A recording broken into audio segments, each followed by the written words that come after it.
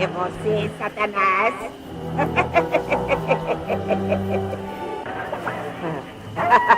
É você, Satanás. Olá, jovens sem magia e velhas comedoras de criança. Eu sou o Madu e olhando pra pauta eu senti falta aí de falar de Bruxonilda, Morgana do Castelo Rá-Tim-Bum e da Bruxa de 71. Ei, pessoal, eu sou a Zizi. Eu achei que depois desse tempo todo de podcast, velhas comedoras de criança era uma frase que eu não ia ouvir mais. Mas enfim, hoje tem momento palestrinha meu, tô roubando aqui o lugar do Madu, daqui a pouco vocês vão ouvir.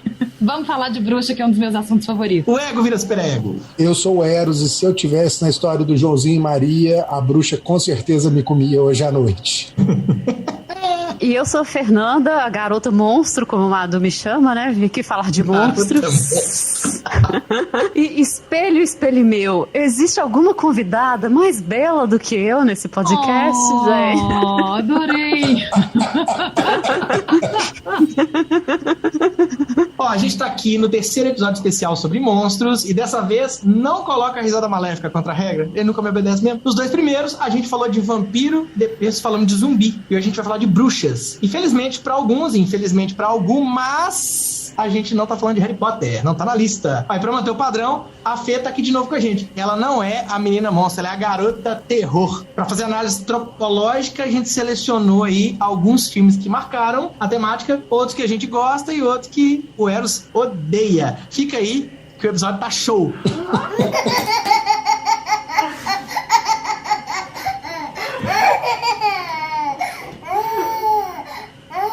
Bom, nada mais justo começar esse papo de bruxa falando, Zizi, conta aí o que é bruxa. Bruxa é um troço difícil de definir, né? Até porque, assim, tem bruxa má, tem bruxa boa, tem bruxa que é uma velha anciã, tem bruxa que é adolescente, tem bruxa que é boazinha, tem bruxa que come criancinha, tem bruxa que é sedutora e tem bruxa que é, assim, asquerosa, né? Então fica muito difícil da gente definir muito direitinho o que é bruxa. Mas uma coisa, pra mim, é muito fato, assim, é impossível a gente falar de bruxa sem falar de feminino e sem falar desse feminino silenciado, né? Não só do feminino, mas desse silenciamento, desse processo de, né, solapar mesmo o feminino e da Inquisição mesmo. Não vai dar tempo aqui da gente fazer uma aula de história, né? De história do feminino, história da bruxaria, das deusas e tudo mais, mas eu acho interessante a gente pontuar que lá na pré-história a gente cultuava uma deusa, né? Uma deusa que na verdade era aí uma representação, um símbolo da natureza, dessa mãe terra que tudo cria, tudo nutre e que por consequência, a gente também cultuava o feminino, entendendo que o feminino é uma extensão disso, né? A mulher como gestante, gestadora, ela também faz parte desse processo natureza. E à medida que a gente foi se tornando essa civilização que a gente se tornou, que veio igreja, que o patriarcado foi se estabelecendo, a gente viu essa deusa, né, ficando de lado e inclusive a gente viu os símbolos do culto a essa deusa sendo transformados em alguns casos em símbolos satânicos, né, em visão de pecado e chamado de bruxaria. Típico papo de bruxa, né? É. Mas eu acho que é importante a gente pontuar isso, porque quando a gente vem para como a bruxa é retratada no mundo pop, na verdade, está muito intrinsecamente ligado a como a gente vê a mulher e como a gente vê o feminino, e a gente pensa o feminino ao longo dos tempos. Então, a gente tem quando a gente pensa de maneira geral, quem que é a mulher bruxa? Bruxa é aquela mulher liberta que pensa por sua própria cabeça, né?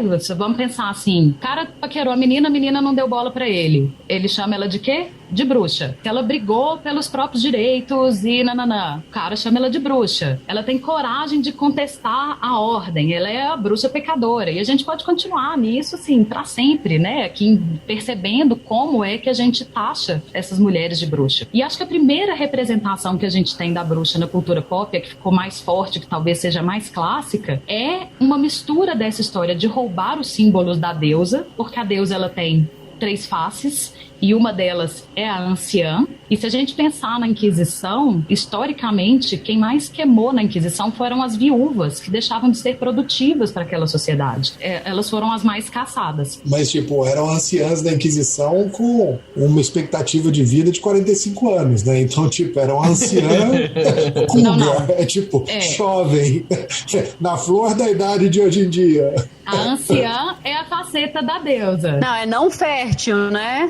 E a mulher é a não fértil, exatamente. Ela é a que viúva, que já não é fértil, que já não produz e que já não trabalha. São coisas diferentes, mas que exatamente o negócio é que elas foram unidas aí numa ideia dessa bruxa do nariz adunco, da verruga. E essa é a primeira representação, talvez, que eu acho a mais tradicional, a mais clássica, que a gente mais lembra, né? A gente tá aí acostumado a ver desde os anos 30, nos filmes infantis, por exemplo, da Disney, né? A bruxa da Branca de Neve, depois praticamente quase todas as outras bruxas da Disney, até, né, o momento de uma certa modernização, as bruxas vão ter um aspecto desse tipo. Mágico de Oz também, um filme dos anos 30, que também tem a bruxa lá do oeste que tem essa carinha, e depois a gente vai vendo uma mudancinha nisso, mas essa é a primeira versão da bruxa que fica famosa aí na cultura pop. Nos anos 60 a gente começa a ver a bruxa ficar um pouco mais boazinha, né? A gente tem uma história aí, tipo Feiticeira, que era uma bruxa boa, né? Ela tinha uma mãe, olha como é curioso. A bruxa que é a mãe, que é a jovem, ela é a bruxa boa, mas ela tem uma mãe, que é uma anciã, que já é meio duvidosa, né? Ela é mais malandra. Pandora era uma personagem um pouco mais polêmica. Mas a gente já tem uma versão da bruxaria um pouco mais mansa. Ainda assim, estamos falando de uma mulher que tem uma coisa de guardar esse poder dela escondido, porque a feiticeira não contava pra todo mundo que ela era bruxa, né? E ela usava a bruxaria dela muito pra ajudar o marido. É porque tem muito essa coisa, né, Zizi, da bruxa, né, do estigma de bruxa, assim, até diferente, né, de quando a gente pega os outros monstros que a gente abordou, o vampiro, o zumbi, tudo assim, toda uma representação de um medo nosso, né, e a bruxa, ela entra muito como essa ameaça às mulheres, então, assim, tanto que, geralmente, assim, se você for pegar na maioria do imaginário, né, nos filmes e tudo mais, as bruxas, elas se tornam, né, elas podem ser herdadas, mas muito elas se tornam, então, nossa, cuidado com a sedução, se mulher for tendo ideias, vai virar a bruxa, né, e com esse desvio do caminho, né, se você se desviar do caminho, você se torna a bruxa, é perigoso, né, a história de bruxa é contada pra manter a mulher na linha. Sim. E olha que curioso, Fê, não deixa de ser um medo da nossa sociedade, né, nossa sociedade tem medo da mulher liberta, Sim. tem medo da mulher que, né, autêntica, que vive a própria vida, né, dentro das suas próprias regras. E é engraçado que você vê como mulher é inclusive considerado o outro, né, enquanto a gente falava do vampiro, que era o estrangeiro, desconhecido, o zumbi também, né, é o morto, é o sobrenatural que a gente não conhece, a bruxa é a mulher que a gente não conhece, é a mulher desconhecida, é a mulher que nos dá medo, né. E a mulher que a gente aprendeu a ter medo, né, como você disse, e a rivalizar, né, porque outra coisa que ensinam pra nós mulheres é que a outra mulher é inimiga, é a vilã, ela é problema, né, então acho que também passa até por isso. Verdade. Mas enfim, fato é que a gente vai vendo essa visão aí da bruxaria e abrandando um pouco e mudando um pouco com o tempo, né, nos anos 80 a gente vê a bruxa chegar nos filmes de comédia, então tem uma leveza maior desse retrato da bruxa. Tem aí o Bruxas de Eastwick, que a gente vai falar hoje, tem Elvira, né, que é uma bruxa clássica aí dos anos 80 e que já é uma bruxa que começa a tocar nesses assuntos, né, não se fala muito em feminismo, mas a gente já tá vendo aí a ideia de uma mulher que tá buscando viver, né, de certa forma a própria do seu jeito, e as questões de gênero ficam um pouco mais evidentes assim nos anos 80. Depois nos anos 90 a gente tem um boom de bruxa, né, inclusive na nossa primeira lista aqui dos filmes que a gente ia abordar hoje, tinham tipo 80% de filmes dos anos 90, depois a gente foi refazendo. Sim. Porque teve aí Jovens Bruxas, eu lembro que foi assim, uma geração inteira querendo curiosar o que é bruxaria e com aquela estética perigótica, porque viu nos Jovens Bruxas e era legal, né? A Bruxa de Blair, que muda muito o cenário do cinema, né? Ele é um game changer nesse sentido, menos por ser de bruxa e mais na linguagem, mas é um filme que muda muita coisa. Sabrina na TV, né, tinha, enfim, Da Magia à Sedução, que é um filme que, inclusive, eu acho dos que mais retrata o que é, talvez, a bruxaria real, entre aspas, né, mas que passa muito pelo que é naquele filme, enfim, uma série de filmes aí, em que a gente vê a bruxa sendo usada de tudo quanto é tipo, né, assim, eu acho que nos anos 90 rola uma explosão, assim, você tem a bruxa do filme de terror, a bruxa monstro, você tem a bruxa fofinha e legal, e por aí vai. E depois isso vai sendo coroado aí com Harry Potter, que é um fenômeno que traz aí toda uma outra geração a ter curiosidade pela bruxaria e que tem uma versão aí até um pouco mais, eu acho até muito real da bruxaria também, que é muito relacionada a estudo, né? No final das contas, acho que a prática da bruxaria tem muito a ver com estudar muito, estudar coisas diferentes, estudar a natureza, estudar planta, estudar astrologia, conhecer a astronomia. natureza, os encantamentos, né? Mistura de elementos da natureza, então poções, né? Tem muito disso. E que a gente já começa a tirar o foco da bruxa, né? E tem uma comunidade ali com bruxas, bruxos e etc, né? E depois a gente vem para um cinema mais atual, que eu acho que tem uma evolução do próprio cinema de terror, que está numa fase aí um pouco diferente, ou eu acostumei a ver filme de terror e vejo ele com outros olhos hoje em dia, mas eu acho que a gente tem, assim, uma abordagem diferente e que reflete um pouco essa onda atual do feminismo e uma outra consciência de como a gente percebe a mulher, né? Então, os filmes de bruxa hoje em dia, claro que não todos, a gente ainda tem muito aquela bruxa tradicional do filme de terror demonizada, mas muitos já vêm trazer aí o poder da mulher, né? Uma palavra que está aí batidíssima, mas o empoderamento da mulher, e inclusive a gente está numa onda aí de resgatar coisas, né? O Suspiria, que é um filme de 77, que é um dos que a gente vai falar hoje, ganhou uma adaptação nova em 2018, Sabrina ganhou uma versão nova, e todos eles, de certa forma, trazendo, né, o que é essa mulher bruxa para o dia de hoje, se tornando filmes aí bastante interessantes. A Bruxa é um que a gente vai falar hoje também, é um filme, para mim, um dos mais exemplares disso. E a gente tem também outros, né, o Convenção das Bruxas, que também é um filme que a gente colocou na lista e acabou tirando, é um filme que teve um remake agora há pouco, assim, um pouquíssimo tempo atrás, teve um remake, e o Abracadabra, o Hocus Pocus, que a gente também tirou da lista, que é infantil, ele também vai ter uma continuação, tá, aí pra ser anunciado e tudo mais. E a gente tem um fenômeno interessante também, né, que a Disney veio pegando, assim, na verdade começou muito, né, com até que é um realinhamento moral da bruxa, assim, recontar a história da bruxa, que começou muito com Wicked, que é um musical que pegou a história, né, que na verdade veio de um livro que virou um musical, que pega a história da bruxa má do Mágico de Oz e conta a história da vida dela, justificando por que ela chegou, né? Bruxa. A versão da bruxa. E a gente teve isso, a Disney pegou e fez isso com Malévola também, que é a bruxa. Fez isso com Malévola, fez isso com Cruella, que não é exatamente uma bruxa, mas é uma vilã, né? Assim. Exato. Bom, ô Eros, se você me permite falar por nós dois, poxa vida, né? Quem somos nós? É tipo... Boa noite, pessoal. Eu sou o Eros, eu acabei de chegar, eu fiquei sabendo que vocês iam fazer uma abertura meio longa.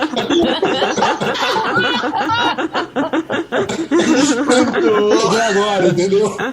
Gente, eu tentei muito resumir essa entrada toda. Nossa, foi excelente. É uma versão resumida, né? Porque são, assim, anos de estudo e eu acho que não tem como falar de bruxaria, pelo menos no meu caso, né? Que me considero, me nomino bruxa, não consigo falar da bruxaria sem tocar nesses assuntos. Até porque isso tudo vai ser falado ao longo, acho que, de todos os filmes, de certa maneira. Então é legal isso estar pontuado desde o começo, né? Cara, então vamos acabar o episódio aqui. A gente já falou o episódio de 30 minutos, tá de boa. Vou só citar o filme e pronto. Nada, tem muita coisa ainda. Essas bruxas são cheias de mistérios. O que mais tem é pano pra manga nessa capanga da Zizi aí. Gente, até porque até agora a gente só falou de bruxa e feminino. A gente ainda não entrou no cinema. Verdade. Bora. Bom, então vamos falar dos 5 filmes que a gente selecionou e a gente optou por colocá-los aqui em ordem cronológica.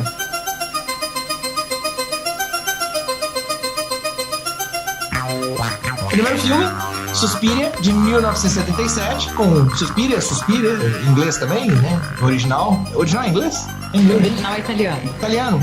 Mas ele é falado em inglês, né? Que eu achei até estranho. Pois é. Ele é falado em inglês, passado na Alemanha, com pessoas romenas. Ele é confuso. Você assistiu dublado. What the fuck, velho? Então, direção do Dario Argento, roteiro também do Dario e da Daria, engraçado isso, né? Nicolodi. Bom, sobre o que é o filme? A gente tem a Suzy, que é uma americana que chega a Fribourg para fazer um curso em uma academia de dança de prestígio, e o lugar é meio estranho, meio perturbador. Logo no dia que ela chega, ela chegando, tá uma jovem fugindo da escola, gritando e tal, na chuva, e ela acaba descobrindo que essa jovem morre, e depois de alguns dias ela começa a frequentar essa escola, ela começa a ficar lá, É meio Tipo que um internato, internato. né? Ela mora lá. É uma pegada, é um internato e ela vai se envolvendo com a história e, tipo, de alguma forma ela é dopada toda noite pra não ver o que tá acontecendo e a colega de quarto dela começa a meio que investigar, tentar descobrir o que é aquilo e tal. E a coisa vai evoluindo até a gente descobrir, e a coisa dá uma complicada maior na hora que um dos professores, um pianista, morre assassinado pelo próprio cachorro e a menina começa a pesquisar e tentar ir a fundo do que é a história daquela casa, o que tem aquilo ali tudo, e ela descobre que tem uma lenda que vivia uma bruxa, que era uma escola de estudos ocultos e tal, que era a mãe dos suspiros, e a história começa a desenvolver em cima disso, assim. Festa estranha com gente esquisita e iluminação bizarra, sacou? Basicamente. Poucas palavras. Pô, acho que eu vou fazer do Eros as minhas palavras, assim. Que filme bizarro, né? Assim, assistindo ele meio sem pé, sem cabeça, eu já sabia que era um filme de bruxa, né? Então, isso ajuda um pouco no entendimento, mas eu fiquei imaginando se eu não soubesse que era um filme de bruxa. Vou falar pra vocês o negócio. Adoro David Lynch, sacou? É tipo, isso é pior do que David Lynch, velho. Isso é bizarro. É bizarro. É tipo, o roteiro não tem pé nem cabeça. É tipo, puta que pariu. Mas eu acho que o roteiro é um erro. Eu acho que, né, o roteiro não foi propositalmente mal feito, mas eu acho que o resto do bizarro, eu acho que é proposital, sabe? O tudo ser estranho. Aquela música que fica na sua cabeça, assim, apitando. Umas luzes esquisitas. Tem sampler de Footloose no fundo, sacou? É, tipo, tem uma hora do filme que começa o sampler e assim, caralho, vai tocar Footloose agora. Cadê o Kenny Loggins entrando? O Kenny Loggins vai entrar. Porra, não entrou, sacou? Tipo, que merda. Gente, sangue jorrando, né? A própria bruxa, né? No final do filme, que é super grotesca e fica babando um sangue meio lama e tal. Barro. A bruxa baba barro. E aquele efeito de invisível. Não é efeito de invisível. É tipo, ela é invisível. Ela só fica visível na hora que dá um raio, sacou? Que tipo, o raio é multicolorido, porque dá um relâmpago lá fora e o raio aqui dentro é amarelo, sacou? É vermelho, é laranja. Tipo, é bem roxo na hora. Ela enxerga a sombra da bruxa transparente roxo, se eu não me engano. É tipo a silhueta da bruxa, cortada no paintbrush. Não tem jeito da gente pensar o Suspiria sem contextualizar que ele tá no meio dos anos 70, vindo aí de toda a psicodelia, e que ele faz parte do movimento Giallo, né? Para quem não conhece, gente, Giallo significa amarelo em italiano. Ele é um movimento, não sei se dá para chamar de movimento, mas enfim, ele é aí esse momento uma tendência ali, né, daquela época. Da literatura, começa na literatura e se estende para o cinema, de filmes de suspense, terror, e que eles têm essa característica de muita matança, de personagens femininos, dessa cor, né, exagerada, e considerado aí os primórdios do que a gente depois virar o slasher, o gore, o splatter, e Giallo a influência aí de várias pessoas do terror até hoje, de figuras inclusive como Tarantino. E vamos contextualizar que é anos 70, né? Então aquela música, por exemplo, que me irritou profundamente, mas se a gente pensar que aquilo ali é anos 70, quase 80, aquele sintetizador bizarro e chato é a cara daquela época, né? E está em Kill Bill, né?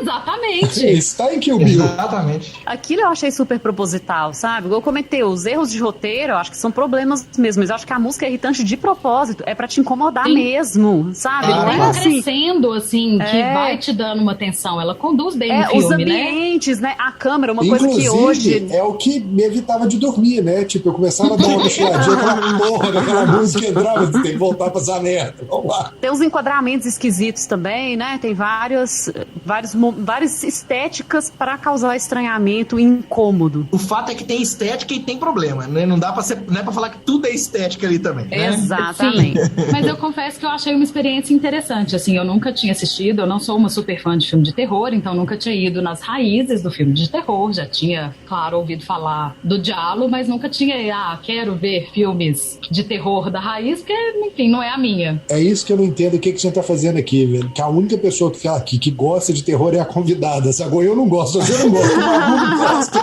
Tipo, por que ela não faz o podcast dela, sacou? Eu não gosto de filmes de terror, mas eu gosto de bruxa, eu gosto de vampiro, zumbi eu gosto um pouco menos, mas tem bons filmes. Ela é a nossa garota terror, gente. Enfeitiçei vocês todos. Vocês estão aqui contra a sua vontade. Nós somos zumbis, né? Exatamente. Eu sou a bruxa aqui. Na verdade, a Zizi, eu tô falando que a Zizi é uma bruxa, mas na verdade eu que estou manipulando todos vocês. É isso aí.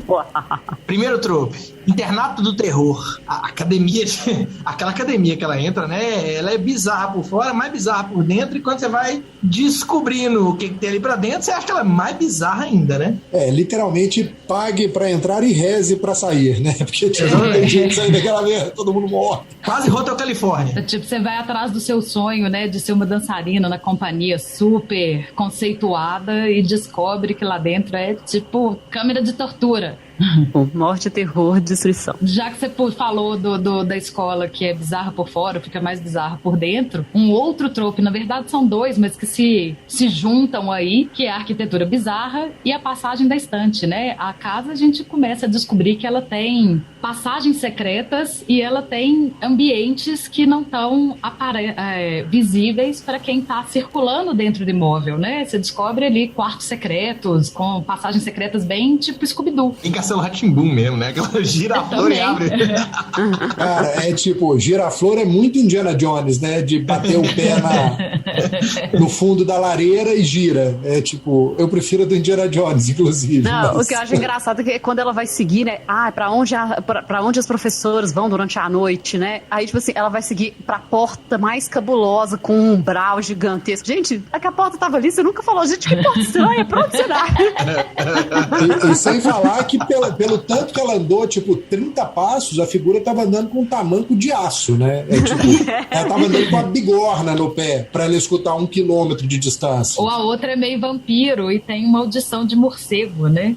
Só pra explicando pra quem tá ouvindo, é que assim, as personagens, duas delas, identificam o caminho ouvindo de madrugada a direção dos passos. Então assim, ela deveria ter ido pra direita e foi pra esquerda, é algo do tipo, né? Só que a que descobre que vai atrás, ela tá lembrando de tudo do subconsciente dela, né? Porque as anotações da primeira sumiram e ela sempre tá dopada na hora que a primeira tá falando com ela. Tipo, ela sempre tá dormindo, né? Tipo, vem do subconsciente dela de tipo, beleza, agora eu vou ser o Tintim, mas eu vou usar meu subconsciente pra chegar lá. Tipo, e uma atuação de dopada aqui, ó, parabéns. Não, já as caras e bocas são maravilhosas. Mas você sabe que eu lembrei de você quando a gente tava falando dos filmes de zumbi e que você se incomodou com a atuação da menina da Noite dos Mortos-Vivos, e eu reconheço o estilo, eu falei, tá vendo, isso é uma pegada da época, né? É um estilo da época, assim. Acho que uma coisa meio de teatro, né? Que tinha que exagerar para o pessoal que tá lá na fileira do fundo entender o que estava acontecendo. Então não adianta você só ficar, tipo, ter um olhar chocado. Você tem que sacudir a cabeça, balançar os cabelos e gritar. Zizi, além de ser especialista em bruxa, que ela é bruxa, ela é especialista em cor. Puxa o troco das cores, aí eu me recuso a puxar. Então, eu ia até falar isso mesmo, porque as cores eu acho que são... A gente estava falando da linguagem do filme, eu acho que as cores talvez sejam a mais literalmente visível, né?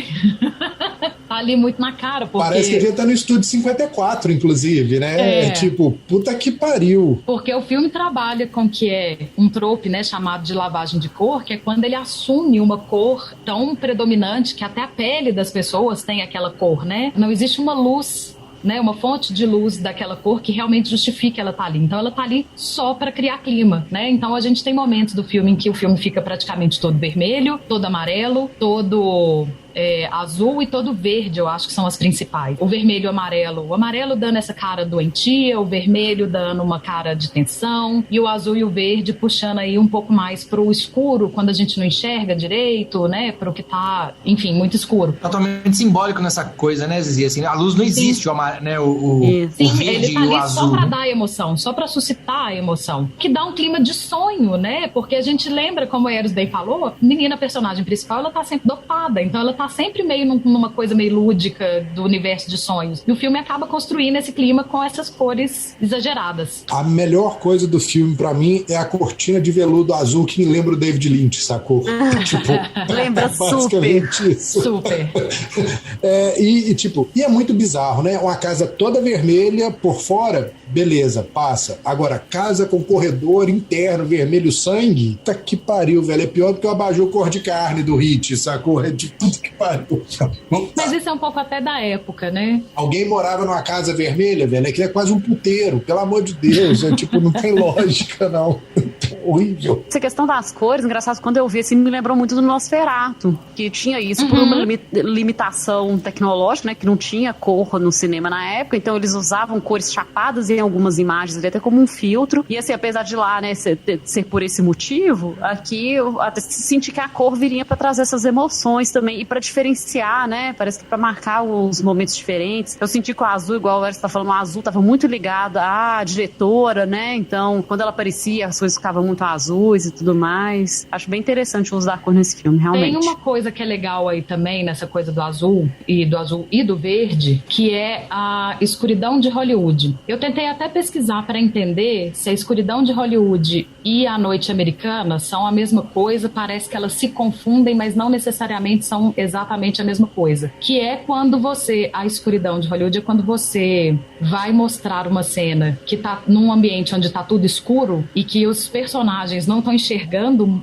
nada na frente deles, mas que pra gente, se a tela ficasse toda preta, a gente não ia ver o filme, né? Então você faz essa lavagem de cor em tons como o azul, para sugerir que tá escuro, mas a gente tá vendo. E o filme usa o verde também. Já a noite americana é quando você grava a cena durante o dia para evitar fazer noturnas ou por alguma limitação técnica e depois você transforma isso nessa coisa mais azul pra gente ver também. Eu não sei se eles aqui falam, né, se querem dizer a mesma coisa, se é a mesma técnica, ou se a escuridão de Hollywood é um efeito e a noite americana é uma técnica, mas enfim, as duas coisas meio que se embolaram. É tipo que o George Miller, que vai aparecer aqui depois, mas ele fez no Mad Max novo, né, que as noites são super chapadas de azul, assim, e foram filmados durante o dia, né? Exatamente isso. E outra coisa que eu ia comentar da sua fala é que, com certeza, o expressionismo alemão é uma referência aí pro Argento, né? Pelo menos nesse filme, eu imagino que para todo mundo, e eu não sei te falar se pro diálogo de maneira geral, mas se tá, é também, né? A gente tem muito nesse filme também, assim, motivos de contos de fadas, né? Então, assim, até bruxa no geral, né? Bruxa no geral já vem muito de conto de fadas, assim, igual a gente falou, além das questões da natureza e tudo mais, muito do imaginário vem de contos de fadas. E ali, né, a gente tem também algumas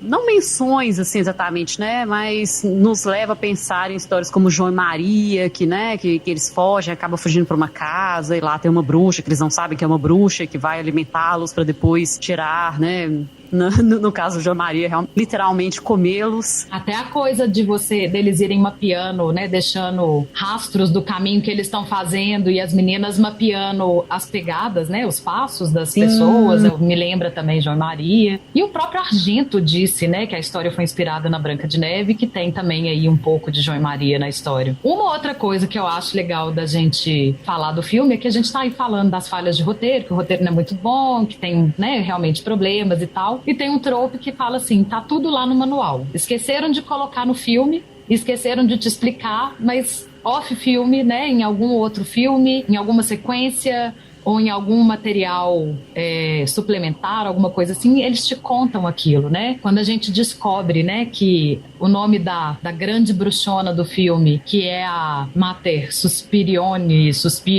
eu nunca sei falar exatamente como é que é, mas que vem dessa ideia de suspiria, que em latim significa falta de ar, né? A gente entende que por que as pessoas no filme sempre morrem? Com corte de garganta, a bruxa tem um ronco característico, né, que parece falta de ar mesmo, tem gente que morre por asfixia, aqui não morre desse jeito, depois cai na corda e fica enforcada, né? Mas é tipo, beleza, mas lá no início do filme, as cenas começam exatamente mostrando isso, tipo, a menina sendo esfaqueada pela faca que voa, e de repente aparece um braço esfaqueando ela, sacou? E primeiro você não sabe se é um braço feminino, e depois aparece outro braço que parece que é um masculino. Faz o menor sentido aquela merda. Só te confunde. Quando você vê a imagem da Helena Marcos, que é a grande bruxona, você suspeita que pode ser ela ali, né? Mas isso só faz sentido, tipo, lá na última cena do filme. Ô Zizi, e se você não tivesse falado isso, eu nunca teria imaginado. Eu não reparei isso. Mas é por causa disso, tá só no manual, não tá no filme. Amarra a muchacha pela cintura. Você, beleza, o Hannibal Lecter vai estripar ela agora, a tripa vai ficar pendurada. Mas não, na hora que joga ela lá de cima da clarabóia, ela é enforcada. É tipo, o fio que tava na cintura sobe e pega pelo pescoço certinho. Tipo assim, a mulher deve ser um touro, né? Pra conseguir pegar ela pelo pescoço, depois de passar pelo ombro e fechar naquela velocidade. Velho, não, tudo. Bom, ela em teoria é uma entidade, né? Ah, ela só que é a gente só mágica, entende né? isso na última cena. Fica tudo na magia. Tudo é culpa da magia. Não faz sentido, magia. Tem um tropo que a gente não ia falar aqui, mas que fala sobre coerência até no mundo mágico, que chama Magical A is Magical A. A mágico é a mágico. Não quer dizer que é magia que não tem que ter coerência, né? Eu coloco a regra no momento, eu tenho que manter aquela regra. Mas o filme não estabelece essa regra hora nenhuma, né? Então pode estar dentro da regra da cabeça do diretor e do roteirista, a gente não sabe. Vamos puxar logo o último trope, que é o bookends, que é tipo, ele tem a mesma cena de início e a mesma cena de final, sacou? Com a mesma chuva, primeiro ela tá tentando entrar e na outra ela tá saindo e o filme acaba e é isso aí, a gente não precisa mais tocar no assunto desse filme pelos próximos 130 anos. É curto, Não, pronto. mentira. Eu quero defender uma coisa dele. Porque eu consigo ver uma... Não é nem bruxa nessa hora, mas é porque eu consigo ver nele, apesar de realmente achar que o roteiro... A gente tem que fazer muito esforço pra juntar pecinhas ali, entender? Mas eu consigo ver nele todo um discurso da figura da artista, né? A personagem principal, a Suzy, chega lá querendo ser uma grande bailarina e expressar a sua arte, e ela entra num ambiente onde dinheiro e, de certa forma, ganância faz parte daquele ambiente. Isso é pontuado, né? Com as meninas que tentam vender pra ela sapatilha, a outra que cobra coisa pra ficar na casa dela e tal, mesmo que por um dia. E tem a fala do cara que é o estudioso de bruxaria e que ele fala dessa coisa assim... Bruxa quer arrumar riqueza, né? Do abuso do poder para conseguir riqueza. Então eu acho que no final das contas ali, de pano de fundo, né, na metáfora, não tá claro no filme, mas ele faz todo um discurso da arte, da artista e da figura que tá querendo a arte só para poder próprio e abusa dos próprios poderes. Um filme de 1h32 que fala de uma escola de dança e tem uma passagem numa sala de dança que dura exatos 7 segundos. É tipo, gente, não assista essa merda. É tipo, não tem nada a ver. Ô, gente, então eu deixo aqui então a dica, assista a versão de 2018 do Guadagnino, que ela é, assim, muito mais legal, eu achei, porque Fica ela, inclusive, vai levar essa história da arte, da dança, para um outro lugar e vai usar isso naquele contexto. É um filme um pouco mais bem construído.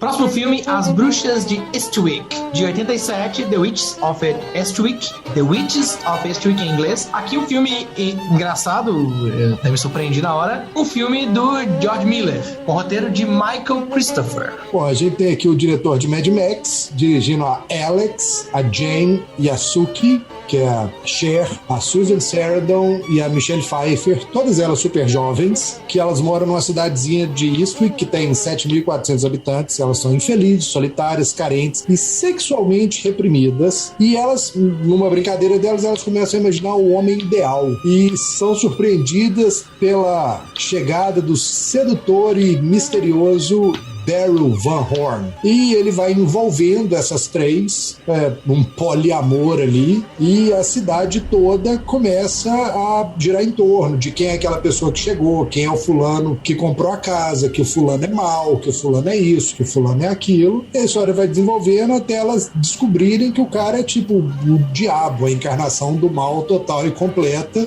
e que elas são bruxas, mas que nem elas sabem de onde elas adquiriram a porra do poder de ser bruxa delas. E é basicamente elas isso. sabem. Eu sei também. Eu não sei não, de onde? Gente, então, vamos lá. Minha versão do resumo do filme. 3 mulheres que, como Eros disse, estão ali num momento fuem da vida e chega um cara que começa a ajudá-las a, de certa forma, perceber em si o próprio poder, a própria força, a própria o sex appeal, capacidade, o próprio sex appeal. Isso pra cada uma vai ser uma, porque não é só o sex appeal. Ele faz a outra se soltar e ver a capacidade dela de... Sim, uma aprende a tocar, a outra vai se expor e tal. Sim, sem dúvidas. E eu adoro os permanentes. Literalmente, né? E o poder delas vem literalmente de ser o quê? Tananã, o que a gente falou que bruxa é? Mulher liberta. Mulher que pensa pelo próprio nariz. Mulheres independentes, bem resolvidas. Elas são as próprias, né? Aí elas se tornam bruxas no momento que elas entendem essa força delas. Mas elas já tinham poder antes, hein? Isso é um ponto muito importante, é um ponto que pra mim me surpreendeu muito, né? Que eu fui assim, gente, filme dos anos 80 de bruxa vai ser super moralista. Aposto que essas 3 mulheres vão ficar brigando por causa do homem e vai ser aquela coisa, né, mais batida. E quando eu fui ver, primeiro que tem isso, né? Assim, elas são, né, dá a entender que os poderes delas crescem, mas o poder delas não surgem por causa dele. Parece até que é meio que o contrário. Elas, né, expondo ali os seus desejos, inclusive assim, a gente vê como a gente é moralista babaca hoje em dia, né, que elas falando de tamanho mesmo das coisas, falando eu gosto maior, eu gosto médio. Um maior, um menor e um médio. Não, eu quero pequenininho porque é mais bonitinho. São 3, né? Uma gosta pequena, a outra gosta média, a outra gosta grande, né? Gente, a gente foi ficando mais quadradão, né? Engraçado, né? Foi, os anos 90 acabaram com a gente. Acabaram, gente. Eu vou falar pra vocês, eu acho que a cena que eu mais gosto do filme é a hora que o Jack Nicholson define bruxa pra Cher, sacou? Que tipo, bruxa é coisa que o homem inventou para tirar as midwives do meio do caminho, tipo, tirar as parteiras por causa da medicina, sacou? Eu acho que aquela definição é fantástica, é tipo, e tem super cara de coisa arquitetada. Aquela definição resume toda a minha introdução gigante. Por que você não começou com a introdução gigante com uma frase? Porque eu não lembrei dessa fala que eu também achei sensacional no filme. Não, é tipo, eu infelizmente não consegui ver o filme inteiro porque a porra do programa ficou travando e eu vi o finalzinho agora, então tipo, ver a morte do Jack Nicholson no final, tipo, que foi enfadonha, ridícula, cheia de defeitos especiais da década de 80, foi triste. É tolerável. Morte, tem ponto de interrogação. Ele vai viver nos 3 filhos dele, sacou? Tipo... O que eu acho mais legal do filme é que por mais que esse cara venha pra despertar eventos que façam elas perceber isso, é exatamente a ideia de que esse poder já era delas e já estava lá e que não depende desse homem pra ele existir. E que quando elas percebem que esse homem é mais problema do que qualquer outra coisa, ele se vai, elas dão cabo nele e o poder continua, porque é isso, não tá neles, tá nelas. É delas, né? E eu acho que é legal também que elas percebem, na verdade, elas não percebem que ele é o demônio, né? Assim, na verdade fica... Van Horn já é uma diquinha, tipo, né? Daryl Van Horn é tipo Devil, dono do chifre, sacou? É tipo... mesmo. Mas o que eu achei legal é que elas, na verdade, elas se voltam contra ele quando, na verdade, ela atinge, né? Tipo assim, ela explora todo o medo das 3, né? Mas principalmente quando ela atinge a Sookie, né? Personagem do Michelle Pfeiffer, que ela fica realmente doente, assim, ela fica, né, numa situação bem complicada. E as outras ficam mais preocupadas com a outra, né? Eu acho isso super legal, assim. Então, na verdade, elas se viram contra ele pra proteger umas às outras. Inclusive pra proteger a outra, que não é nenhuma das 3, né? Que é a figura que fica tendo visões de que aquele cara é o demônio, que ele prejudica ela. É a Beata que viu que ele é o demônio, então, né? assim, elas entram de ir contra, né? Elas se unem pra ir contra ele quando elas percebem que ele tá usando daquele poder que ele tem pra fazer o mal a outra pessoa. Analisando pela ótica de Jack Nicholson da coisa, como arauto da mudança, e atuando como Jack Nicholson, dá pra falar que esse filme é um estranho no antro, né? Nossa, que pariu, contação dessa história. Gente, não tinha tido nenhum trocadilho ainda, Mata tava cozinhando essa. Tipo, demorando. o cara ele veio de casa com essa, velho. É tipo, ele tá pensando isso desde que viu o filme, sabe? Eu tenho certeza disso. Agora, porra! Esperando uma oportunidade. Mas aí, né, até falando essa questão da Beata, né, até um trope mesmo, que é a Cassandra. Cassandra aí da mitologia mesmo, né, da mitologia grega, que recebeu uma maldição do deus Apolo, que ela é capaz de ter profecias do futuro inteiro, de contar para todos o que ela vê do futuro, mas ninguém acredita nela, né? É uma maldição nessa mitologia, e é justamente o que a personagem, né, a Felícia, representa. Ela é uma beata, mas na verdade, assim, né, ela também tá passando mal, vomitando caroços de cereja. Ela, né, justifica se não acreditar nela, mas ela é, diante disso tudo, ela é quem tá vendo a verdade ali, e ela avisa, ela, né, igual a Cassandra, ela avisa para todo mundo, é o cientista no filme de zumbi, né? É que ninguém dá crédito. O que vocês não escutaram, gente? É tipo isso, é a Felícia nesse filme. E as três principais, elas estão no outro trope de trio, né? Que é a loira, morena e ruiva. É blonde, brunette e redhead, né? A gente tem aqui as panteras, né? Isso também acontece em Abracadabra. E as três, né? Inclusive, no final, quando mostra os três filhos, porque as três engravidam do demônio, né? Em algum momento. Na hora que mostra isso, você sabe claramente quem que é, né? Você tem um filho loiro, você tem um filho moreno e você tem um filho, né? Ruivo. Aí fica aquela coisa ali, né? É todo o poder do permanente no filme, gente. É tipo, eu olho pra Cher, eu vejo, tipo, vocalista do Poison em 1980, sacou? Com essa cabeleira cacheada. Gente, o cabelo da Susan Sarandon, que começa todo mais, né, preso, controlado, e de repente ele vira, assim, gigantesco, né? É muito ela legal, toda, inclusive. né? O trabalho da maquiagem, do figurino. O maiô de bolinha dela, com um babadinho em volta da cintura, pra ela jogar É muito tênis. maravilhoso. É muito anos 80 maravilhoso, né? Eu lembro da minha prima na praia, sacou? Ela tinha 3 anos de idade, era um maiôzinho laranja, com babadinho em volta. É a mesma coisa, a diferença é a cor. E minha prima tinha 3 anos e a Susan Sarandon tinha tipo 30. Não, e que é um outro trope, né? Que a gente tem aí, que é o makeover, o de repente linda, né? Que é a personagem que é recatada, de óculos, gente sempre de óculos, Sim, é uma sim. maldade com que usa óculos, né, gente? Sempre pessoa de um óculos. festival de preconceito, né? Quando a gente faz isso da feia pra linda, que a feia, na verdade, ela é isso. Ela usa óculos e ela é contida. E a outra... E cabelo, ela tá com cabelo preso de óculos, né? E roupas pouco reveladoras. Mas não, ela só, né? Ela passa por uma transformação aí, e aí fica toda maravilhosa, de cabelos soltos, esvoaçantes, roupas reveladoras e sedutoras. E que é muito legal, que leva, inclusive, pra cena do próximo trope, que é o slut shaming, né? Porque fica primeiro a cidade toda empolvorosa com aquele poliamor que tá acontecendo ali entre eles, e tem uma cena, né, que a Susan Sarandon vai ao supermercado e que as outras ficam cochichando por trás e não tem aquele momento clássico de falar, né, bitch, slut, qualquer coisa do tipo, mas tem, se ela não tá usando sutiã, nossa, olha como que ela tá agora e tal.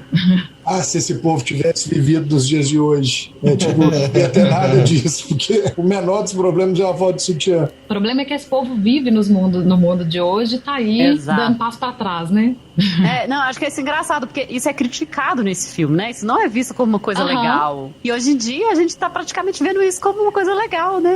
Assim, não a gente, né? Ou como uma coisa normal, né? Sim. Tá sendo normalizado isso. O problema é que tudo tá sendo normalizado, né? O que é bom tá sendo normalizado e o que é ruim também tá sendo normalizado. É tipo, tá faltando crivo na sociedade, a verdade é essa. Pra tudo, em geral. E aí, falando na sociedade da cidadezinha do interior ainda mais, né? Que é onde se passa aí esse filme. A gente tem as fofoqueiras, né? De novo mulher, gente, né? De novo um grupinho das mulheres que ficam ali falando, nossa, você viu o que tá acontecendo? No filme a gente tem, inclusive, até o jornal, né? Então, nossa, você publicou no jornal. Você já pensou o que o grupinho dos homens nessa cidade tá falando? É tipo, não, puta que pariu, tá comendo as 3, sacou? É tipo... O problema é que o filme esquece de mostrar a fofoca dos homens. Ele é o cara, né, velho? Ele é o cara, velho! Só gente escrota. Vamos lá. Esse cara é o demônio, né? Eu tô falando assim. Nossa, gente, abriu a porteira. Fecha aí, Zizi, fecha aí. O último trope é Deus é inepto. A ideia é assim, né? Deus pode ter criado o universo, mas ele acertou em tudo? Lógico que não. Ele errou em alguma coisa. E aqui tem um discurso que coloca Deus perguntando se as mulheres são mais um erro de Deus. Né? Ele, é como se o próprio demônio estivesse falando que a criatura errônea da criação, aquilo que motiva todos os homens e toda a sociedade a fazer tudo errado, são as mulheres, né? Então é colocado nesse ponto. No momento bem Jack Nicholson, né? No momento que ele sai falando, balançando os braços. A pegada do Jack Nicholson nisso é muito dor de cotovelo, sacou? Porque o problema dele com aquilo tudo começa na hora que as mulheres não querem saber dele mais, sacou? Elas estão, tipo, vão dar uma baixada na conversa, vão dar uma amenizada no problema, porque tá todo mundo falando e tal, não sei o quê. E ele se sente excluído, tadinho. Pobre homem, com dor de dó. cotovelo, sacou? E começa a fazer merda e se fode, consequentemente, por causa disso. Ou seja... E na verdade, ele ao mesmo tempo, né, que ele tá xingando Deus e tudo mais, na verdade ele até tá brincando com isso, porque ele até termina falando, então, será que as mulheres são iguais às enchentes e os terremotos? Ou você fez de propósito? Porque Deus é o antagonista do demônio, né, se a gente for pensar. Então ele tá pensando, tipo assim, você colocou as mulheres no mundo pra me punir? Né, tem uma brincadeirazinha aí com isso. Pobre de mim que fui abandonado. Não, e eu acho válido falar que o filme não endossa a visão dele, né? É muito, inclusive isso que o Ed falou. A gente tá vendo muito nitidamente que ele tá ali com dorzinha de cotovelo. Gente, maravilhoso. Me surpreendeu super esse filme. Também me diverti. Eu me diverti muito também. Eu lembrava de ter achado um filme divertido quando eu vi mais nova, mas eu realmente fui sem saber o que esperar. E achei divertidíssimo. Eu acho que eu vi esse filme na década de 80, sacou? E, tipo, eu devia ser menino de 6, 7 anos de idade. Eu assisti quando novinha. vi isso, tipo, saudade zero do filme. Eu tentei incessantemente assistir o filme. Ele travou. O final eu vi, tipo, 15 minutos antes da gente começar, sem áudio. Que beleza. Ah, que merda, velho. O final dele é a hora que vem aquele cinemão anos 80, já quase 90, que já tá mais batido. Mas o filme em si eu acho bem divertido, bem gostoso. E que, inclusive, tem essa coisa a cena que elas se juntam, né, pra pensar esse homem ideal e ele surgir. A cena em que as três estão ali entediadas com o discurso do outro cara no começo do filme, que começa a chover Muito e elas bom. ficam com essa suspeita de que foram elas, né? Isso é também, de certa forma, a bruxaria de verdade, digamos assim, né? Assim, é quando você faz acontecer, claro que não necessariamente dessa maneira tão sobrenatural, lúdica, né? Mas quando você faz acontecer aquilo que é bom pra você, né? Bom pra você no sentido Pelo assim... seu desejo, né? É aquilo que eu quero, eu quero coordenar a minha vida pra onde ela vai. Eu não quero estar aqui nesse lugar escutando esse cara enfadonho. Então eu faço chover, né? Se fosse no tempo da Inquisição e bruxa realmente conseguisse fazer chover, elas iam ser deusas e não caçadas e queimadas em fogueiras, sacou? Porque elas iam resolver o problema de colheita, elas iam resolver a vida, resolver a alimentação, resolver tudo. Bom, mas aí é que tá. O problema é o medo das pessoas que conseguem fazer isso, e de novo a gente tá falando metaforicamente, né? Não literalmente. Claro. Tipo, o poder que elas teriam, elas dominariam todo mundo. E homens medíocres, pequenos, têm medo de ser dominados por mulheres. Então... ficar à mercê, igual a gente acabou de falar do desejo delas, né? Então, se ela quer fazer chover, ela vai querer. Ele não vai poder mandar ela fazer chover na hora que ele quer, né?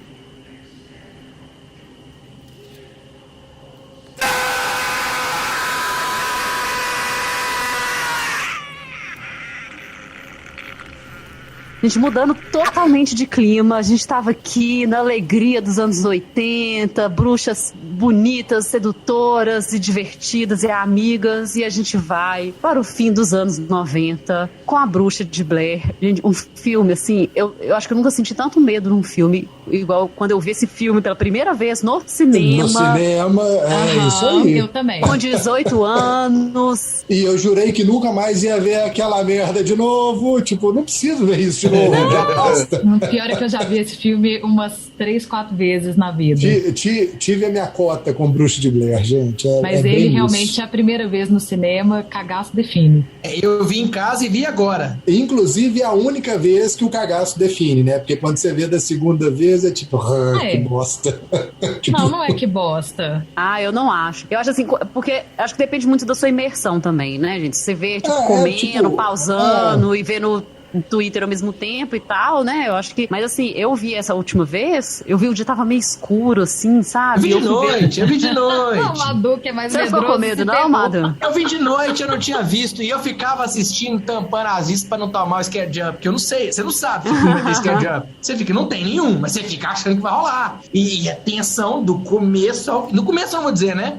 Mas sei lá, 30% do filme ao fim, velho. Aquelas cenas dentro da barraca. Nossa! Puta que pariu! Nossa senhora! Não, pior que isso, é só a cena da casa no final, gente. 3 estudantes de cinema que eles se embrenham na mata em Maryland, nos Estados Unidos, para fazer um documentário sobre uma lenda da Bruxa de Blair, que era o antigo nome da cidade, e eles vão fazendo entrevistas com gente antes de começar o documentário, até entrar para a imersão no meio da mata, onde eles ficam perdidos.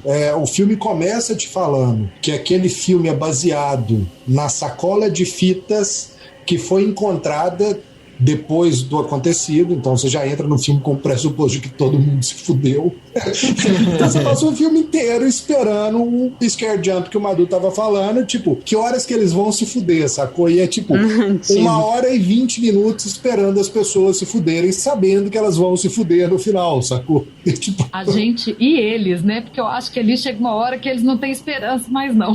Não, é desesperador. É desesperador. E é engraçado, assim, eu não sei, né, se eu era adolescente na época, não sei se todo mundo sabe, mas na época que esse filme estreou foi feito uma super campanha de marketing para tentar passar que era uma história real, era um documentário mesmo, tinha um site, né, estamos procurando informações sobre esses três, tanto que uma coisa interessante que o elenco todo, o nome deles é o nome real deles, eles não têm o nome do personagem. Não, inclusive eles lançaram a lenda, tipo assim, 1 ano e meio antes de contar que existiu o filme. Então, quando existiu o filme, já tava rolando o burburinho de tipo, você já ouviu falar numa tal de Bruxa de Blair? Aí veio o filme, foi todo assim, uai, vai ter filme? Eu lembro disso tudo também. Não, e outra coisa que eu descobri pesquisando, que eu não sabia, que eu achei super interessante, é que assim, o próprio filme, né, os atores, eles foram soltos na floresta, a equipe tava por perto, mas eles, tipo, não contaram que eles iam acontecer, tipo, eles não contaram que ia ter barulho de criancinha brincando à noite. Assim, claro que eles sabiam que eles estavam fazendo um filme, né, gente, né? Assim, não, mas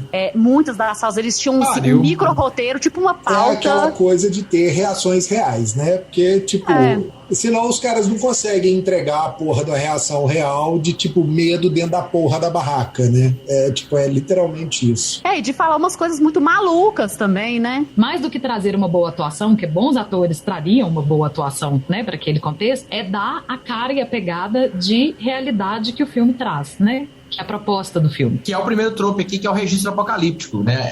A história, por premissa, ela é contada a partir de carta, diário, de alguma coisa real, que é o que a gente falou. Só que aqui ele evolui, ele vai ele cria um novo estilo, né?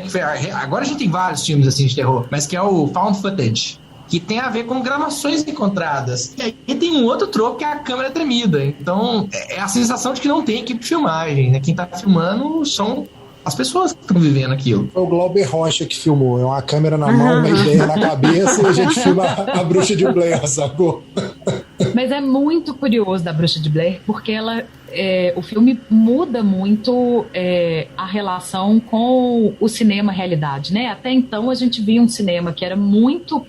e não só no cinema de terror, né, gente? Eu acho que, assim, a gente tinha uma pegada do filme fantasioso. A gente tá aí falando, né, do filme dos anos 80, cheio de efeitos e dos anos 90 também tem um pouco disso. E, de repente, a gente chega aí no final dos anos 90. Não me lembro se surge junto ou se já é o filme influenciado por isso, mas o reality TV também ainda não existia com esse peso. E a realidade vai virando uma proposta do cinema por um tempo, né? Até a gente chegar no Batman do Nolan. E isso tudo, pra mim, tem cheiros lá, começa aí nesses primórdios de Bruxa de Blair, influenciou o cinema de maneira geral. Não, e até assim, o mockumentary, né, que é o documentário de mentira, que também é percussor, assim, que depois até virou The Office, até pra comédia, né, ele foi e tudo mais, mas que aqui não existia. E até pra filmes de terror, né, o próprio a gente tem o Cloverfield, que também é essa mesma pegada, né, de pessoas filmando. Né, que também é um filme que tem essa mesma coisa de ser uma equipe de filmagem dentro de um lugar, que é um bom filme, inclusive. Atividade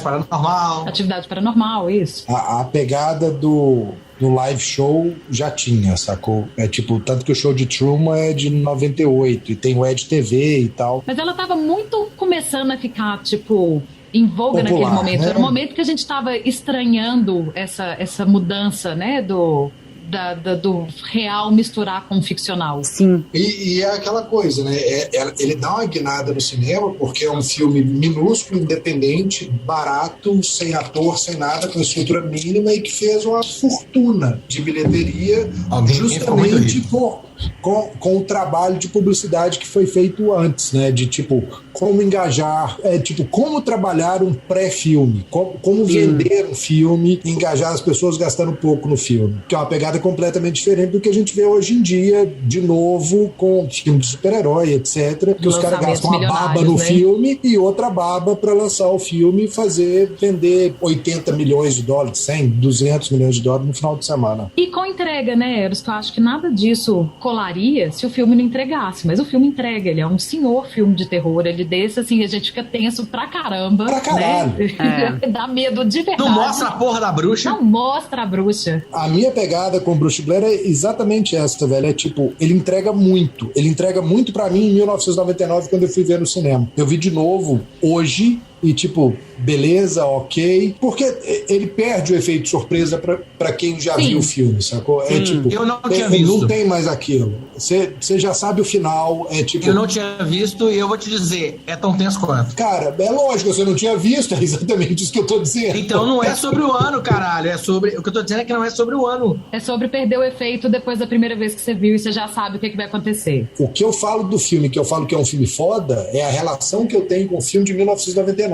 Definitivamente não é a relação que eu tive com ele hoje assistindo, entendeu? É isso que eu tô dizendo. É a sua primeira experiência, né? Não necessariamente a época. A memória afetiva que eu tenho com Bruxa de Blair é... puta que pariu, não quero ver essa merda nunca mais. Não, mas eu revendo ele, né? Hoje em dia, depois de muitos anos sem ver... Eu não sinto mais medo, eu sei o que vai acontecer, mas eu consigo reconhecer o mérito do filme de fazer uma construção, né? Assim, porque eu perdi o impacto, não significa que eu não veja o filme reconhecendo que é um filmaço, né? É isso aí. Eu acho que o filme continua tendo todos os méritos dele. Eu acho que o roteiro é bem amarradinho, o filme é bem feito. Eu gosto da pegada toda, da relação e o jeito que a relação dos três evolui dentro da mata, o jeito que as coisas vão, tipo, degringolando gradativamente, sacou? Dando um ruim danado, né? Puta que pariu. Dando ruim é pouco, gente. Dando ruim é pouco. E aí até puxando, eu acho que o impacto muito grande que ele tem também, né, é por essa questão, tudo que a gente falou de tentar simular uma realidade, né, e aí a gente até tem uma cena, que é até a cena do cartaz, a cena mais conhecida, que é da Heather, né, que ela tá desesperada ali na câmera com o nariz saindo meleca, chorando, acho que essa tremendo. foi uma das cenas mais replicadas e zoadas da história do cinema, né? Que é isso, velho, eles estão fazendo isso Largados e Pelados até hoje. Não, e assim, que é um trope, né? Eles chamam até de mastigando o cenário, tipo, que a pessoa tá tão envolvida, tá tão, sabe, que ela faz tudo assim com muita ênfase. Parece assim que ela. E no caso, ela tá literalmente quase agarrada na câmera, né? A câmera nem tá mostrando o rosto dela de tão ali que ela tá. Não, mostra só a meleca. Só a meleca dela. E, de novo, a cena, aquele diálogo todo não tinha sido escrito, assim. Foi. Realmente ela foi falando ali, né? Obviamente ela tava atuando, né? Também, né? Como se ela não soubesse que nada tivesse acontecendo, mas teve toda aquela improvisação. Tinha um cagacinho. Não, gente, deixa eu te contar, por mais que você saiba que tem um filme rolando, que tem uma certa segurança, não sei o que, você tá sozinho na floresta, com aqueles barulhos você tá sozinho na floresta, foda-se. Será que é a equipe ou será que está acontecendo? E se isso estiver acontecendo de verdade? E se isso não for um filme? Sei lá. Não, e essa história de você estar sozinho na floresta me lembra um outro trope do filme, que é o não entre na floresta. Isso é um clássico, né, gente? Até em Harry Potter, que é um filme, assim, docinho perto desses que a gente tá vendo, tem esse momento, não entre na floresta, porque, tipo, né, ali tá o desconhecido, ali tá o perigo, tem criaturas bizarras. Isso volta lá na bruxa, fica bem marcado também no A Bruxa. Fica bem marcado na bruxa. Até Senhor dos Anéis tem isso, né? É tipo, os meninos não podem entrar na Floresta dos Ents. Que também tem bruxos, né? Tipo...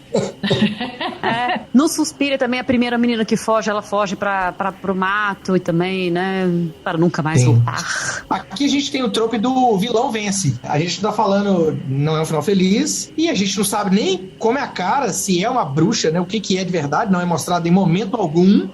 Aqui juntam-se dois tropes, né, você tem a abominação indescritível, que tem lá em Bird Box, que nunca mostra, tem It, né, a gente não sabe o que é esse mal ali original. E aqui o vilão vence, né, são dois tropes. Então, a abominação indescritível e o vilão vence. Não, e tem uma coisa no Bruxa de Blair, assim, que me fez evocar esse trope, né, até que do Eldritch Horror, que vem até aí muito do Lovecraft e tal, que é assim, é o horror, gente, mas é o horror extremo, assim. É um horror de você se assustar, e isso, assim, eu acho que isso fica muito na Bruxa de Blair, primeiro porque a gente não vê a bruxa, e depois porque mesmo quando é sugerido que os personagens, eles eles encontram ela na casa, né? A gente não sabe, mas é sugerido que eles encontram, que eles veem ela alguma coisa, eles morrem na hora. É tão assustador que a mera visão daquele Cara, ser... não. Você não viu ninguém morrer. Ninguém morreu. Tá todo mundo Não vê morte vivo. mesmo, não. Tipo, Tem isso. não tem morte. Não tem É morte. tudo screenshot, A você não vê última cena, nada.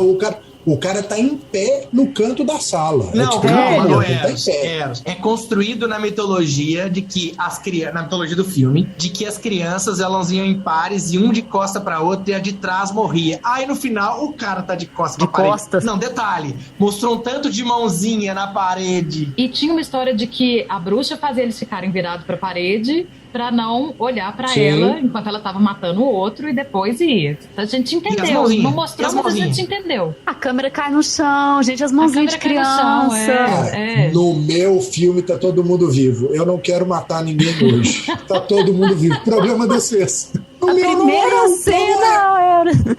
A primeira não morreu, cena. não. No meu filme não morreu. No meu Deixa filme não ele, morreu. gente. Ele acha que o Tyler Durden existe, não existe. Já esqueci mais o que era.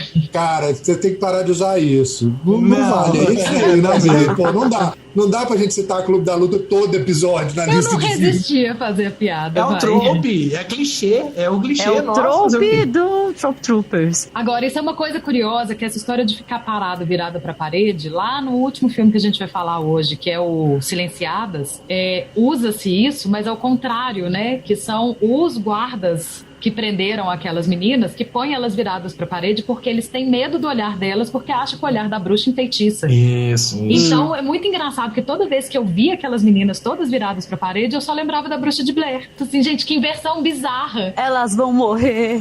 Voltando pra Bruxa de Blair, só pra gente fechar, né? A gente tava falando aí da casa, o horror daquela casa, né? Que é um outro trope também, que é o objeto assustadoramente Puta que fora do pariu. lugar. Tipo assim, a casa já é esquisita, né? Já é uma casa antiga que a gente já morre de medo. Mas assim, no meio da floresta, eles estão na floresta perdida um tempão, de repente tem uma casa, você fala, o que essa De onde casa tá veio, fazendo né? aí? Tipo assim, teoricamente é uma casa, seria até bom, assim, num contexto normal, alguém que tá perdido na floresta, casa, bom, proteção e tal, mas ela é tão assustada, o tanto que ela tá fora do lugar ali, que você fica assim, meu Deus, não entrei não, pelo amor de Deus, gente, eles vão entrando, você fica assim. Corre na direção Mas isso oposta, rola né? muito antes, velho. Ele se acorda na barraca de repente. Você ouviu os gritos longe, tá? Mas você acorda, beleza. Não aconteceu nada. Não aconteceu nada. Só os gritos de longe. Pode ser um animal, eu tô sonhando. Aí você acorda, tem a porra de umas pedrinhas empilhadas que nenhum Nossa. animal faz. Ou então uns triguinhos embolados que nenhum animal faz, né? Nossa. Em volta da porra da barraca. Vai tomar no cu. Não tem chance. Então vou Não, embora. e aí eles passam por um lugar, não tem nada. Aí eles ficam perdidos e voltam pro mesmo lugar e de repente tá cheio daqueles bonequinhos com cara de voodoo. Ai, meu Deus. E estão seguindo o norte, eles sabem navegar, né? Assim, lógico que eles não são exímios navegadores, no sentido de saber pra onde estão indo, mas fica claro no roteiro que eles sabem navegar. E como é que alguém que sabe navegar tá andando em círculo? Eles não sabem navegar. Não, mas eles estavam com uma bússola. Eles Tava estavam com com uma bússola. bússola. Com bússola. E eles não sabem navegar e eles estavam andando em círculo, porque andar em círculo no meio de floresta é a coisa mais comum do mundo. Com uma bússola, só você vai Pô, retardado. velho, exatamente, são um bando de retardado. Porque, velho, a porra primeira tem uma referência... seta. Cara, eu fiquei pensando nisso da porra do filme hoje. A primeira referência que os caras tinham que ter é o sol, velho. É tipo, se você sabe onde o sol nasce, ele se põe, e você sabe de onde você saiu, onde o sol tava pela hora, você consegue voltar pra onde tem você uma tava. bússola. velho. A bússola tá apontando um caminho. Você tá andando, você tá vendo que a porra tá mexendo de lado. Você jogou GTA, você sabe disso. Não faz sentido. Ô, gente, mas isso até tava nos tropes, tá? Eu nem trouxe, que eu achei outros melhores, porque esse filme tem muitos tropes bons. Mas um deles era isso, era que, tipo, a floresta mágica, um lugar mágico, onde as leis da natureza não fazem sentido. Gente, porque eles voltam pro mesmo lugar, o gato é diferente, igual você falou, sabe? Não, eu acho que ali tem um pouco das duas coisas, porque tem a história de sugerir que ela tem uma ambiguidade, no mínimo, de que a menina, né, tá conduzindo Sim. ali com o mapa e a bússola, e eles sugerem que ela tá perdida o tempo inteiro. Cara, mas dá um Sim, 360. Mas fica ali um pouco sem a gente saber 100% o que é que aconteceu, se ela tá realmente perdida, Sim. ou se ela se perde exatamente porque é uma floresta mal assombrada, porque mágica ela não é não. Madu, vou te contar um negócio, velho. É tipo, você já foi pro mato, subir serra ou fazer qualquer coisa do tipo? Já, claro. É a coisa mais comum do mundo você rodar em círculo, quando você tá em mata fechada. Não com uma e não ter bússola. referência, velho. Não olhando com uma bússola o tempo inteiro, velho. Desculpa. Você dá 360 e chegar no mesmo ponto com a bússola, ou você é imbecil ou a floresta é mágica, velho. Ô, gente, e eles passam pelo mesmo lugar e o lugar tá diferente. A parada é a magia, velho. Que magia, velho. Que magia. Não tem magia, porra. Tecnologia? Não é magia, é tecnologia. Não tem magia, tem só uma bruxa inteira, né? Que a gente não vê a cara, mas a gente sabe que é aquele ser demoníaco. A Bruxa 2015, aqui The Witch, escrito com 2 Vs no lugar do W. Direção e roteiro de Robert Eggers.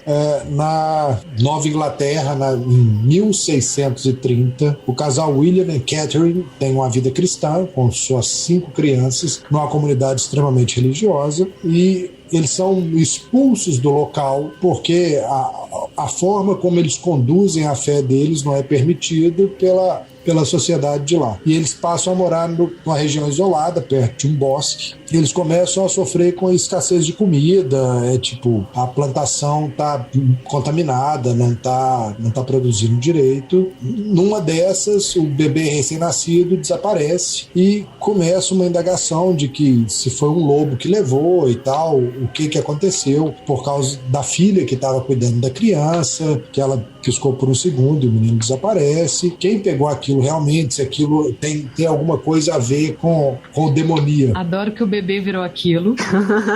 Não é a ideia do bebê virou aquilo, mas tipo... Eu entendi, tô só Aquilo é o desaparecimento do bebê, né?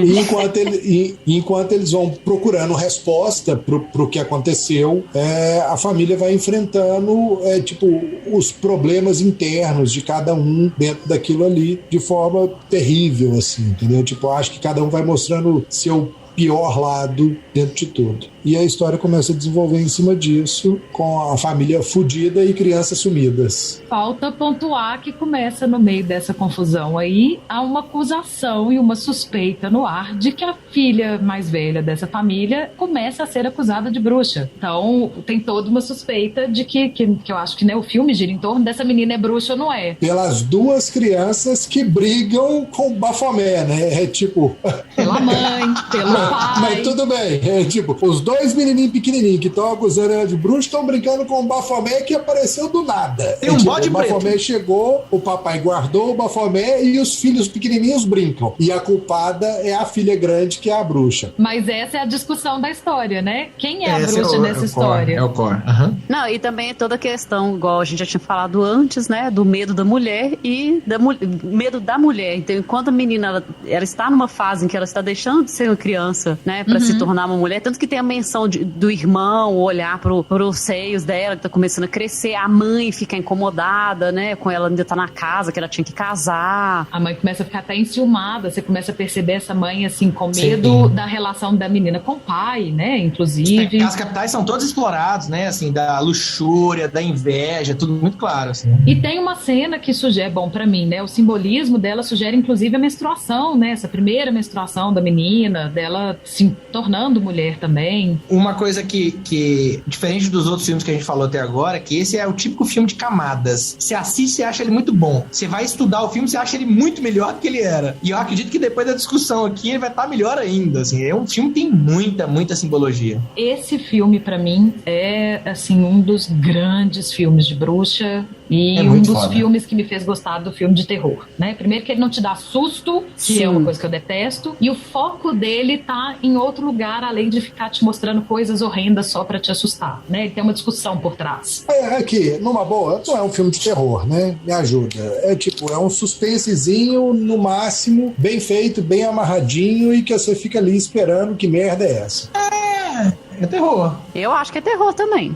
E eu acho que vai um pouco daquilo que a gente estava falando no começo. O filme de terror se atualizou muito e mudou muito a linguagem. É porque quando fala filme de terror com a gente que cresceu nos anos 80, a gente pensa em Sexta-feira 13, Matança à Torta e Direto. Você vai pra Slash direto, né? Quando você vai pra, tipo, anos 90, a gente pensa, nem sei se é 90 ou se é 2000, mas aí a gente vem de uma turma aí daquele Jogos Mortais. E hoje em dia a gente tem uns filmes de terror que tem uma outra pegada. Com camada, né? Se a gente com pensar profundidade. O Farol, que é do mesmo diretor, se a gente pensar Hereditário, o próprio Midsommar, que a gente estava falando antes de começar a gravar, são todos considerados filmes de terror e nenhum deles vai nessa linha do filme de terror que a gente associa. Do pulinho, né? Do susto. Esse novo terror que também discute outras coisas também, né? Então, assim, ele discute o medo. O próprio Babadook, que é um ótimo filme de terror também, que vai noutra linha. O Corra. Filme de terror assim, vocês podem indicar. Beleza, Corra é ótimo, esse é ótimo. Filme de terror assim, beleza. Tô afim de filme de terror pra assustar e... Puta que pariu, velho. Filme de terror com jumpscare, né? Tô fora. Eu não gosto. Eu adoro terror, gente. Eu tô aqui, né?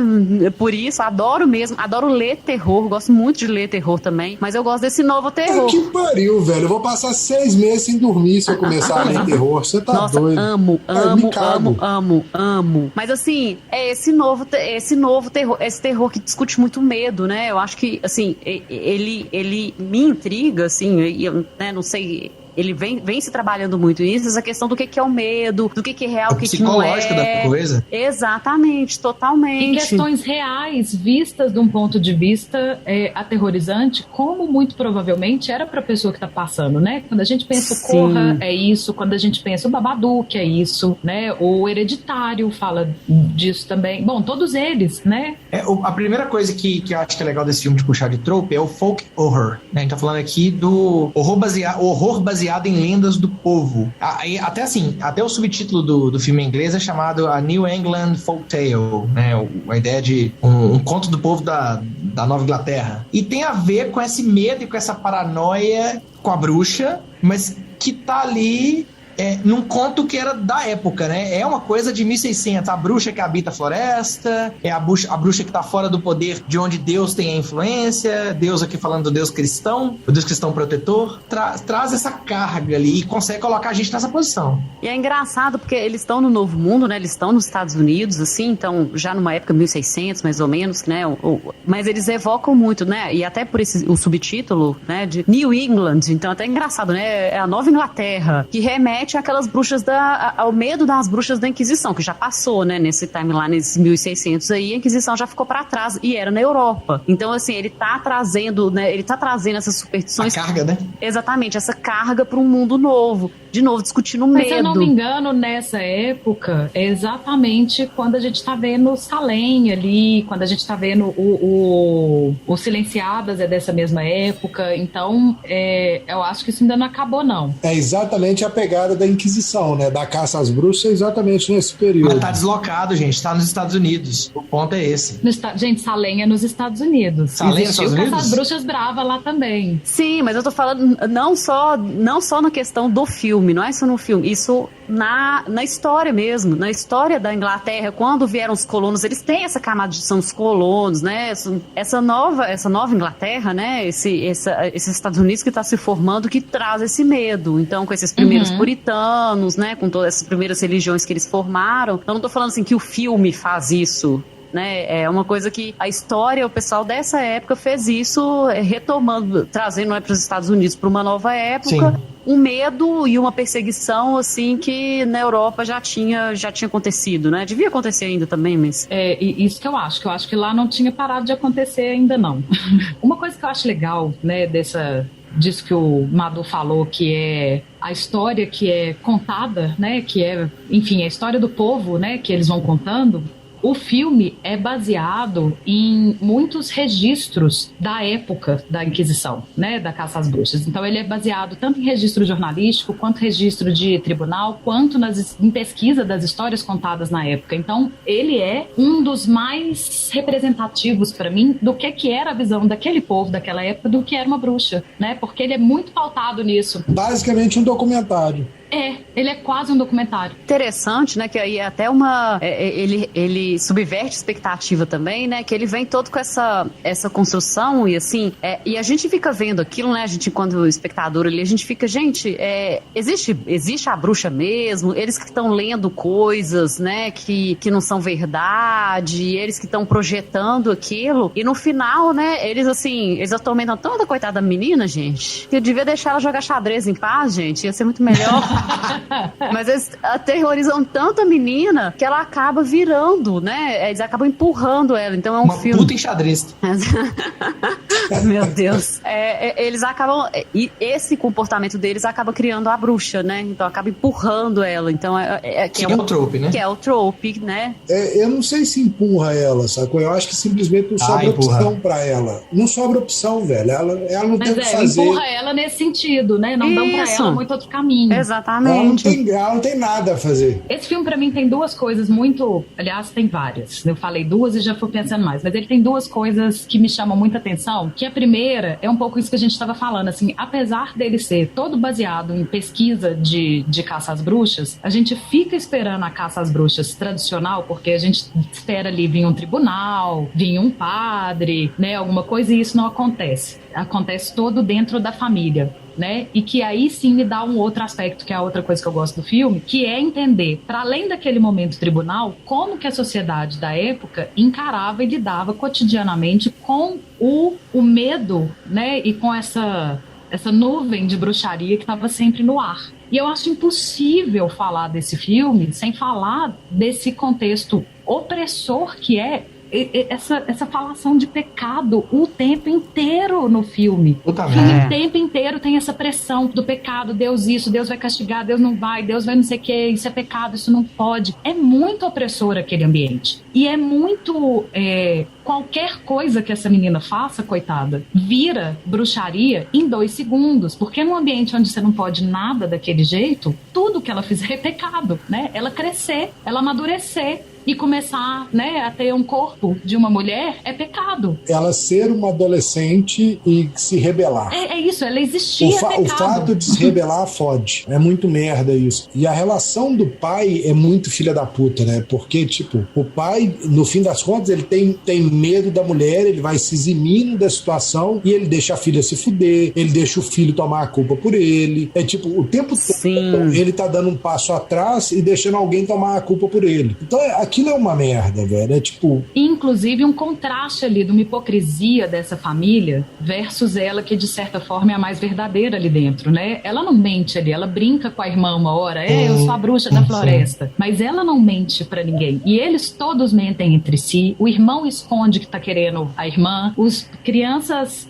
contam mentiras sobre ela. O pai é omisso de contar que foi ele que fez a merda e deixa a culpa cair em cima dela. E a mãe é a mais opressora de todas, né? Nem começa nessa mãe. Não, e assim, mesmo no início do filme, inclusive, começa com eles a família dele tendo que sair de onde eles moravam, né? Sendo expulsos de onde estavam. A gente não sabe por quê, né? E fica subentendido que é culpa dele, inclusive. A gente não sabe por quê, mas a gente sabe, né? Porque ele tem uma fala ali que ele fala para as pessoas que estão expulsando ele da vila, tipo, eu não vou pedir desculpa por seguir a minha fé. Então a gente entende que é alguma coisa que ele fez que é extremamente fundamentalista ou radical, sim, que nem a própria vila extremamente religiosa aceita e acolhe, né, o comportamento dele de tão fundamentalista. Falando sobre o mal ali, né, a bruxa colocada no primeiro momento como mal, tem a ideia do trope do Chris ser o próprio vilão. Então, assim, vai sendo tratada tão mal pela própria família que, eventualmente,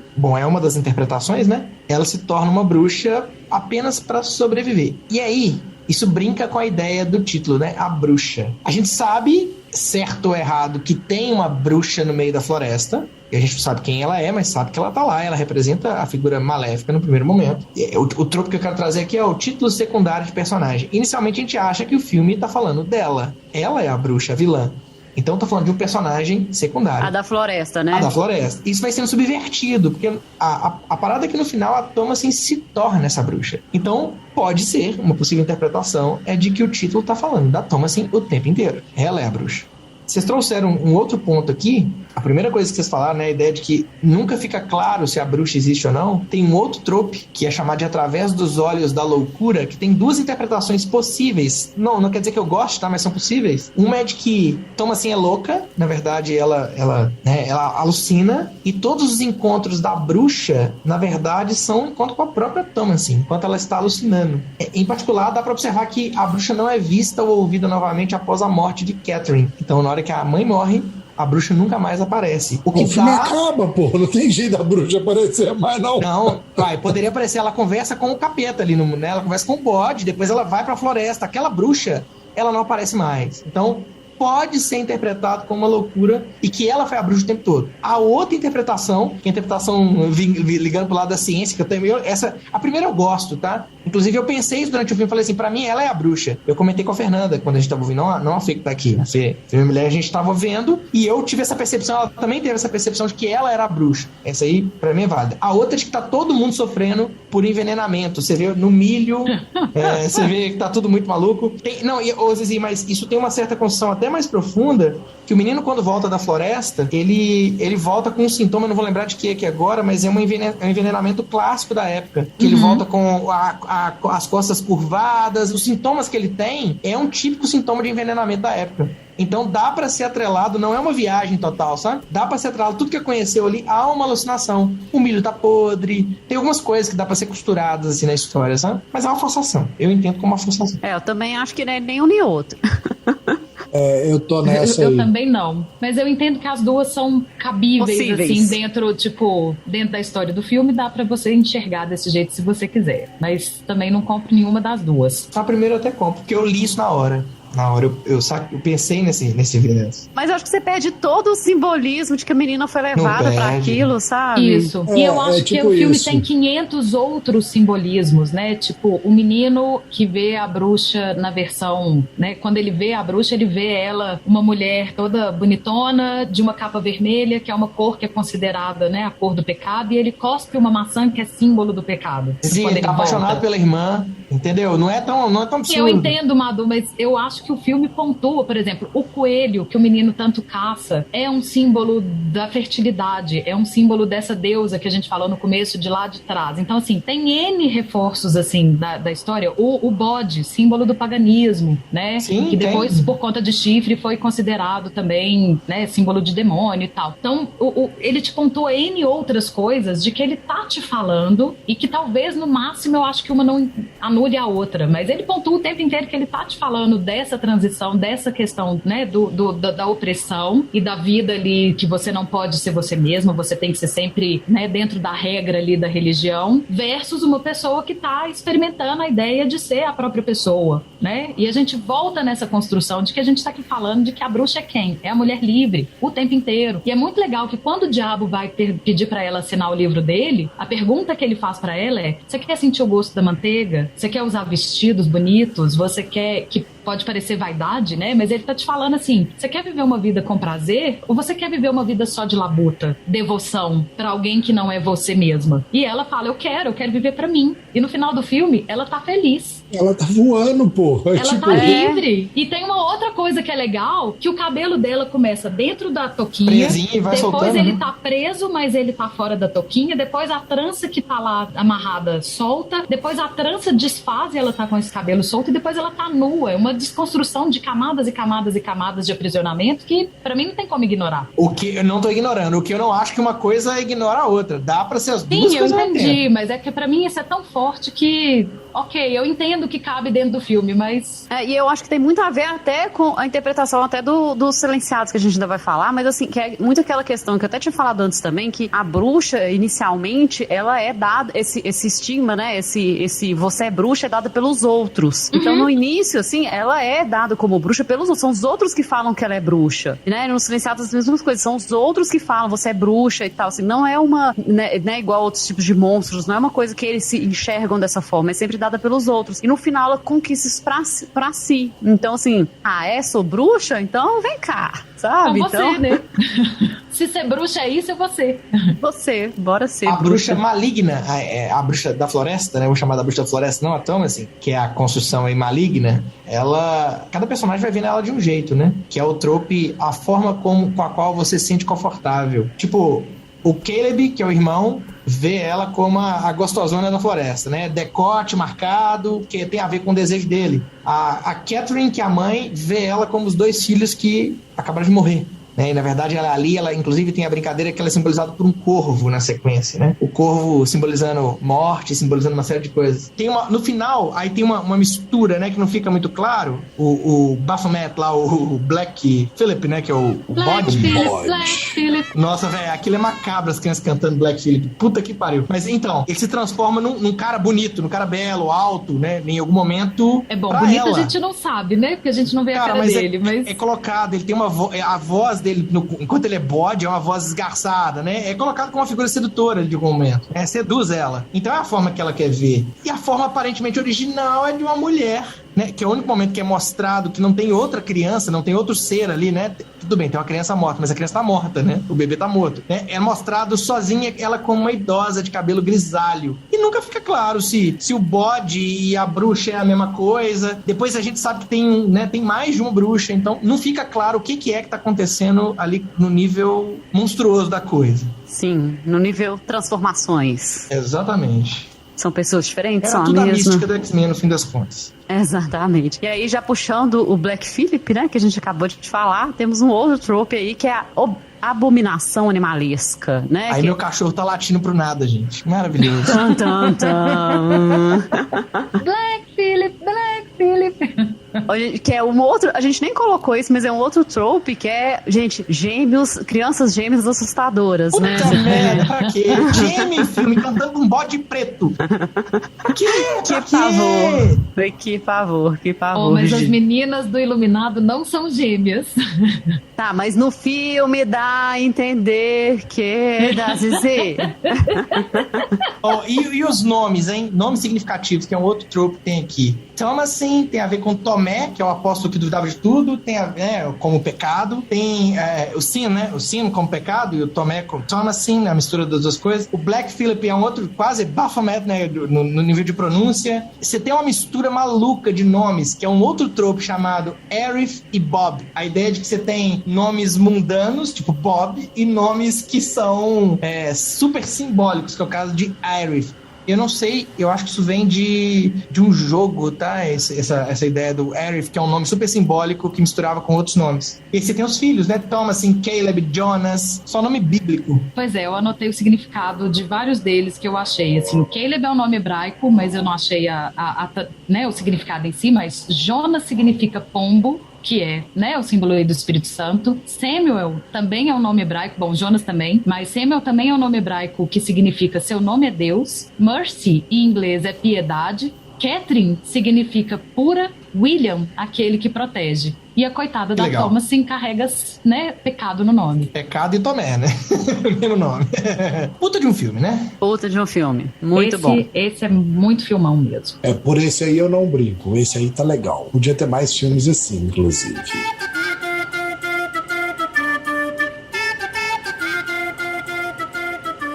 Próximo, eu também gostei pra caramba, viu? Achei um filmão também, que é o Silenciadas, que eu não sei o nome original, gente, não é Coven of Sister, isso é o nome inglês, né? O nome original acho que é Arkane, uma coisa assim, até parece... descobrir o nome original tantas vezes e não consegui achar, enfim. Aquelarre.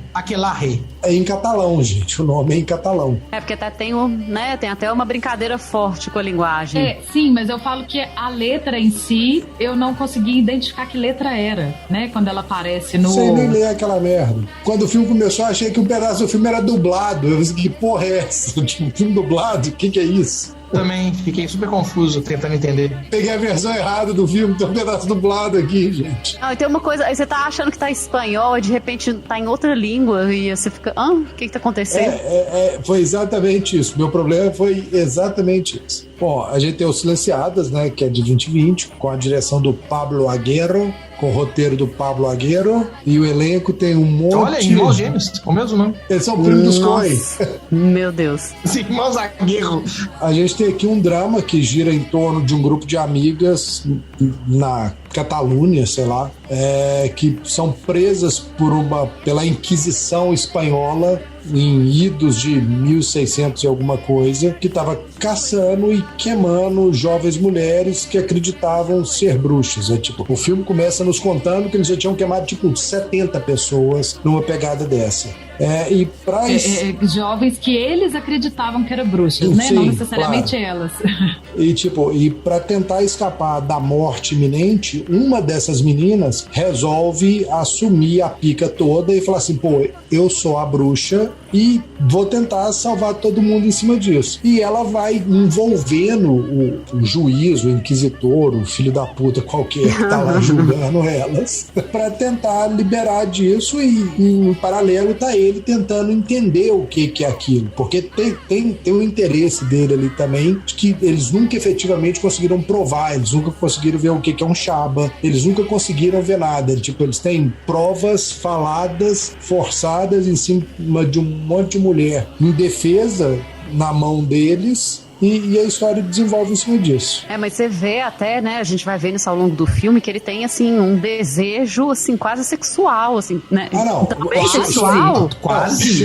Chegaremos nesse ponto. Não, mas não é só nesse ponto, não é só no ponto sexual em relação a ela, por isso que eu tô falando quase sexual, de saber o que acontece, assim, gente, na cabeça dessa pessoa, vai saber, né, mas na cabeça dessa pessoa, aquilo existe, e ele fica, meu Deus, existe, eu não sei como é que é, quero saber, sabe? Tipo, uma obsessão. Fascínio, é uma obsessão. Ele fica assim, não, mas vou matar. Ai, não, mas eu preciso saber. Enquanto eu não souber como é que é, aí ela conta, não, mas eu não quero só saber como é que é, eu quero ver enquanto eu não estiver lá. Então, se ele tem essa curiosidade elevada ao extremo aí, né, que conduz muito do filme e acaba, assim, levando muito as ações delas, né. E essa contação de como é que é da parte dela, que vai mostrando ela contando uma coisa que é metafórica em cima de algo totalmente diferente que aconteceu, né. Ela fala assim, e aí eu transformei não sei quem em um burro. Aí tá a menina que ela falou que transformou sentada num burro, né. É linda essa cena. Não, mas aí que tá, ela não tá contando coisas aleatórias.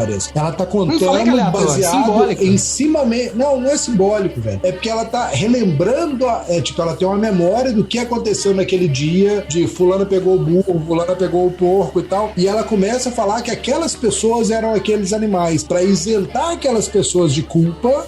Mas é isso. Ela tá pegando a história real e transformando numa história simbólica, num conto da carochinha que ela tá contando pro cara de como ela tá fazendo o Kaiser Soze, né? Que vê tudo que tá atrás do cara. Uma das coisas que eu gosto muito desse filme é que, para começar, ele me lembra... A contação de história é uma coisa muito do feminino também, né?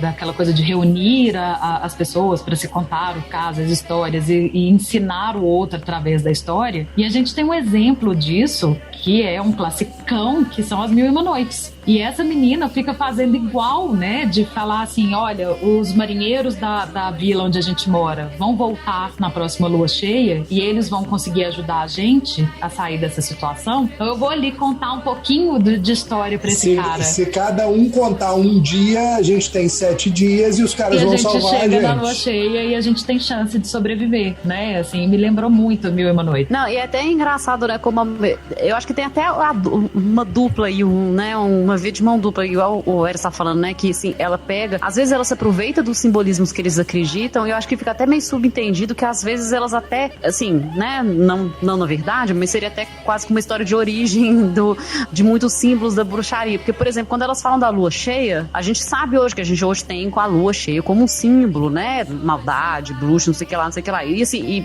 Zizi deve saber isso, deve vir também de religiões pagãs e tudo mais. Uhum. Mas lá ela fala que o sábado tem que ser na lua cheia, porque ela quer que espere a lua cheia, né? Tem a questão dos bonequinhos. Associa, né? Ela fala, tem que ser na lua cheia, porque é quando eu consigo invocar o demônio, né? Já usando essa mitologia em volta da lua cheia. Que, na verdade, é só quando o marinheiro volta, né? Eu acho que fica assim, essa coisa meio que vai pra um lado, vai pro outro. Então, se ela se aproveita, né, de um simbolismo que existe e, ao mesmo tempo, ela ela causa essa crença neles, assim. Eles passam a acreditar naquilo porque ela traz aquilo. Então, tipo, reforça, né? Ela faz um jogo muito esperto de entender o que esse cara espera que ela fale, e ela sabe seduzindo ele tanto de cara... E o que ela quer. O tempo todo é o que ela quer também. Porque, tipo, ela faz o cara montar um banquete pra ela. É tipo, tem presunto, tem cogumelo. É tipo... Tem padre vestido efetivamente...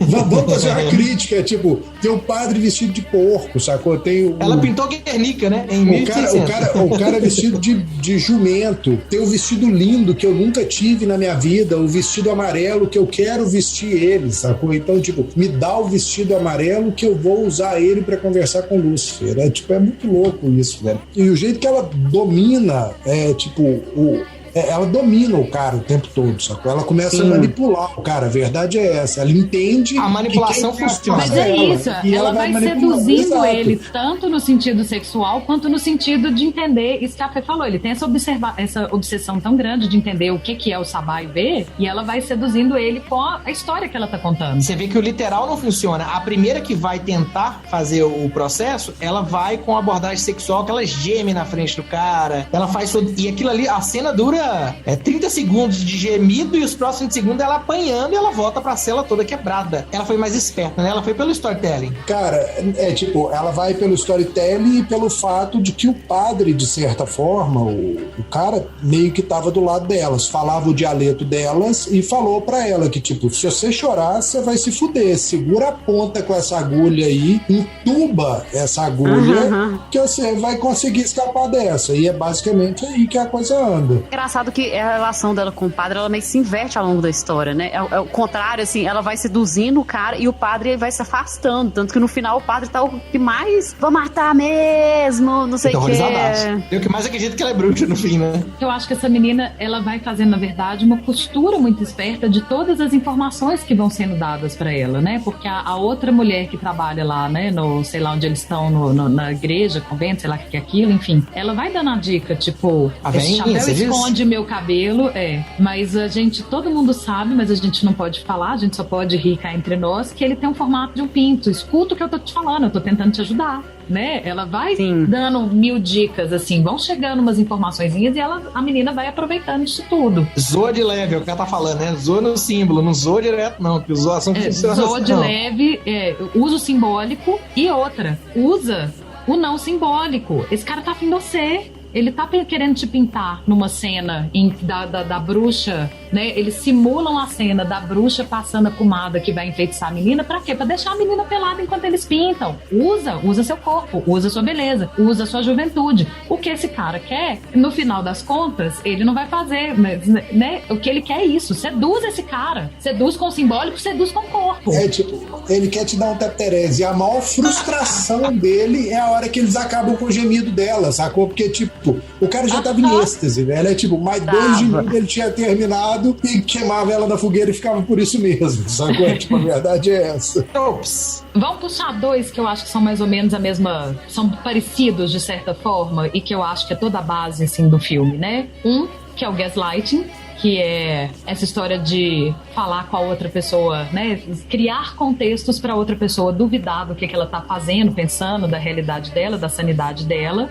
Mas que no filme não tem muito isso de fazer elas acharem que elas estão doidas. Acho que a menina mais nova fica um pouco mais perdida nisso, mas eles fazem muito diz que me diz, né? Fulano já falou isso, Ciclana já admitiu isso, Fulano não sei o quê. E eles deixam elas sempre em dúvida ali do que é que eles realmente sabem, não sabem. Acho que muito naquele início, mas você tá me dizendo que é uma bruxa, então?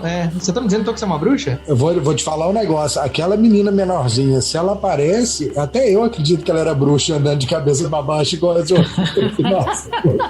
A minha professora de yoga chama aquela posição da fonte igual da menina do exorcismo de pose da possuída. Na hora que eu vi aquela menina andando daquele jeito, eu só lembrava dela. Caralho, velho. Tipo, que filme de terror. Não, e é engraçado que eu acho que no início, pelo menos eu não sei vocês, mas eu assistindo, eu fiquei com a impressão também. Eu também acreditei um pouco que aquela menina podia ter contado. Aí depois que volta, aparece a primeira, né? Que ela podia ter contado. Que até então a gente não sabe, né? Acho que ele faz essa brincadeira com a gente também. A gente mesmo fica, aí depois isso some, né? Depois a gente não acha que elas são bruxas e tal, mas no início... É um jogo do filme mesmo, né? Da gente também ficar em dúvida, alguma delas é bruxa, alguma delas acusou, uma delas arregou, a outra não, né? Como é que é? Aquela menina pequenininha é bruxa. Ela tem uma coisa com o capiroto, como diria o Kais, tipo... eu acho aquela menininha é muito boa atriz, na verdade, né? Até porque eu acho que ela tem cara de ser um pouco mais velha do que a menininha que ela parece Também ser no acho que filme, sim. eu imagino, né? E ela tem com certeza ali um background de circo bem contorcionismo na tora, né? Velho, tipo, caralho, tipo, para, né? Agora, o outro trope que eu acho que se embola com essa história do gaslighting, pelo menos na versão do filme, é o Tribunal Canguru, que na verdade praticamente toda a caça às bruxas, né, todo o tribunal é esse Tribunal Canguru, que é um procedimento legal que existe, né, dentro da legalidade, mas que ele é uma falácia, né? Aquelas pessoas já estão ali de certa forma condenadas e qualquer coisa que elas fizerem vai ser usada contra elas e vai ser dar um jeito, né, de ser distorcida, e ninguém tá ali interessado de verdade em saber a verdade do que aconteceu. Então só interessados em condenar. É aquilo que é brincado nos filmes, assim, de afoga ela. Se ela sobreviver, ela é uma bruxa, então ela tem que morrer, né? Se ela morrer, ela não era uma bruxa. Oh, pena, Então, não era uma bruxa. Não, É bem isso. eu acho que é uma coisa que o Salem mostra o Bruxas de Salem mostra pra gente isso muito bem, né? Que, tipo, no final das contas, os caras só querem enforcar e queimar todo mundo, porque, tipo, todo mundo ali tá podre. Eles escolhem quem eles estão querendo acreditar e não escutam mais ninguém. Agora, ao contrário das Bruxas de Salem, eu percebo nesse filme uma outra coisa, né? As Bruxas de Salem, na verdade, assim, o Arthur Miller não estava muito interessado em falar do período da Inquisição. Ele estava mais interessado em falar numa caça às bruxas moderna, que é o período de caçar comunistas dentro do universo ali, Hollywood, na cultura, teatro e tudo mais. Então ele retrata uma caça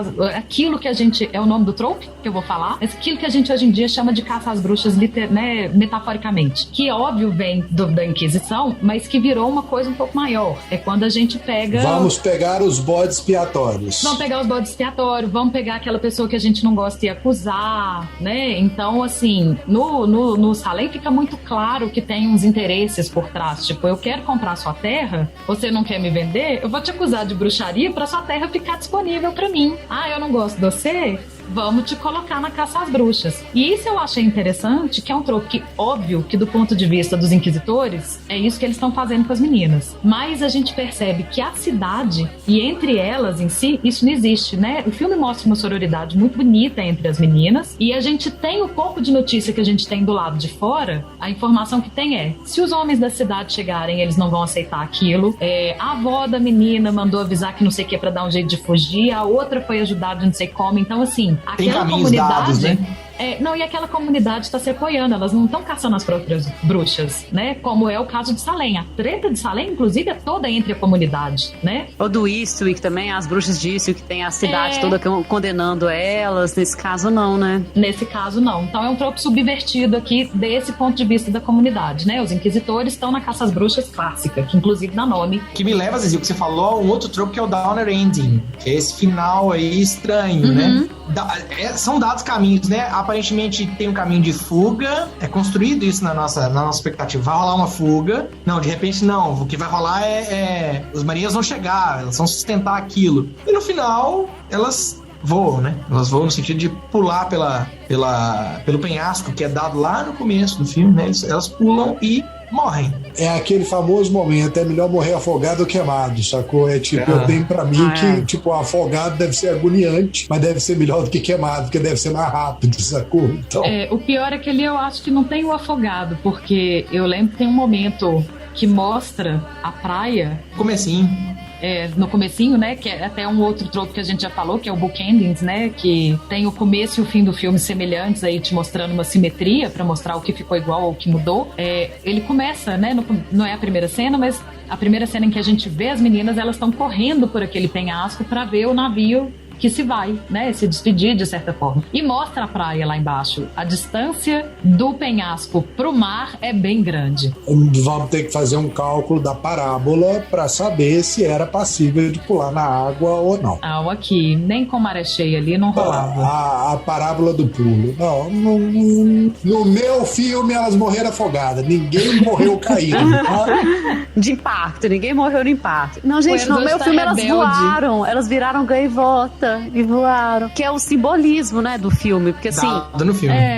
Exatamente. Eles têm, né, ele não tenta passar como se isso fosse uma verdade, no filme virou um realismo fantástico no final, não tem isso, né, assim, não tenta passar isso, realmente, assim, a gente sabe que elas morreram, mas isso não mostra, né, que é até um trope mesmo, assim, que vem de um filme, chama Bolivian Army Ending, né, que é um filme bem antigo aí, de faroeste e tal, em que, assim, filme você... é o... Sundance Kid. Sundance Kid, Badcast de Sundance Kid. Vocês que sabem de western, não sou a gente falou dele no episódio, eu né? sei de 6 westerns agora.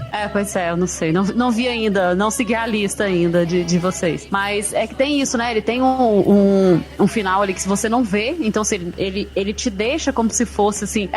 É até uma subversão de um outro trope típico que era a pessoa caminhando rumo ao pôr do sol. Que assim, que é um final que tudo dá certo, eles estão começando uma nova jornada, a gente tá terminando, e aqui é meio que o contrário, assim, tá tudo errado, a gente deu ruim mesmo, não tem solução, mas eu não vou te mostrar, porque eu te deixo uma coisa assim... Um finalzinho semi-aberto ali.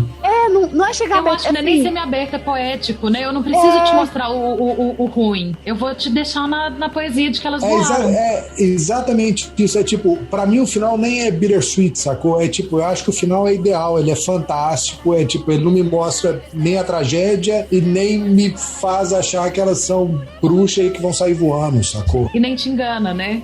Nem me engana. No fim das contas, é um monte de menina inocente que não tem culpa de porra nenhuma, que jogam com o sistema, tudo querendo viver, sacou? Tudo querendo ser jovem, então pagando uma conta porque dançaram no meio do mato, sacou? Tipo, puta que pariu, velho. Tipo, que mundo é esse que a gente vive que as pessoas precisam disso? A questão é exatamente essa. Tem uma coisa nesse final que eu gosto muito, que me lembrou o Birdman, né? Que é um paralelo que eu faço assim. Do ponto de vista, você não sabe o que aconteceu com as meninas. O que você ouve é um guarda falando: elas voam, né? Ele tem uma frase de algum guarda, alguma coisa do tipo: elas voam, então elas voam também. E no Birdman, não sei se você lembra do final, mas ele tá num prédio internado, que ele tentou um suicídio, alguma coisa do tipo, e ele tá todo lá enfaixado, e a filha tá pra chegar. E quando ela chega, a janela tá aberta, e o Birdman não voa, né? É tudo da cabeça dele, é o que é construído no filme.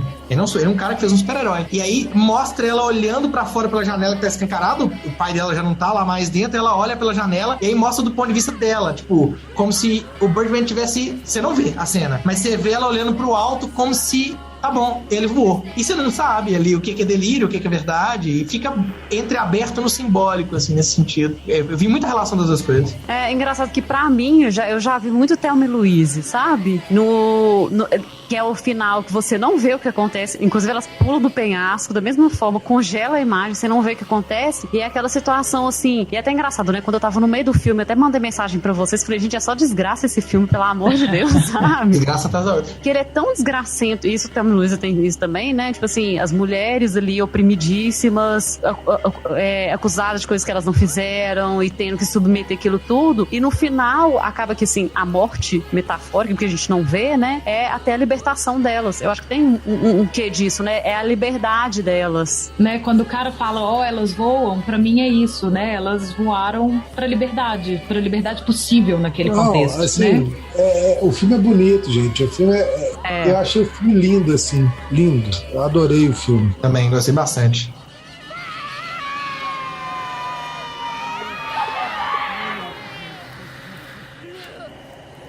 Pra fechar, rapidão, top 3 do filme de bruxa, né? Filme de bruxa não precisa estar na lista. Eu vou falar os meus 3, que assim, quando a gente falou de fazer filme de... Eu já tô justificando. Eu tinha falado que eu fazia questão da gente falar de A Bruxa e da gente falar de Bruxa de Blair. Eu fazia questão porque eu acho esses filmes fantásticos. E Silenciadas, que a Zizi me apresentou e amei, então entra na minha lista também. Eu fico aí entre o A Bruxa, o Silenciadas e o Suspiria novo. Não esse que a gente assistiu e debateu. O Suspiria de 2018 do Guadagnino, que é um filmaço também. Eu fico com As Bruxas de Salem, porque não estão aqui na lista, são muito melhores que 50% dos filmes que estão aqui, 60%, e A Bruxa e Silenciadas como a cereja do bolo, velho, assim, adorei os Silenciadas, apesar de ter passado boa parte do filme achando que ele era dublado, mas o filme é lindo, é muito bom, assistam, super vale a pena. Eu fico com a mesma lista da Fê, pra mim, ali empatadinho, em primeiro A Bruxa e Silenciadas, dois filmes super simbólicos, né, tem outras camadas de leitura, e A Bruxa de Blair, que acho que foi o único que assistiu fora do timing, né, de lançamento, que me assustou pra o caralho. Então fico com ele. Muito bom filme.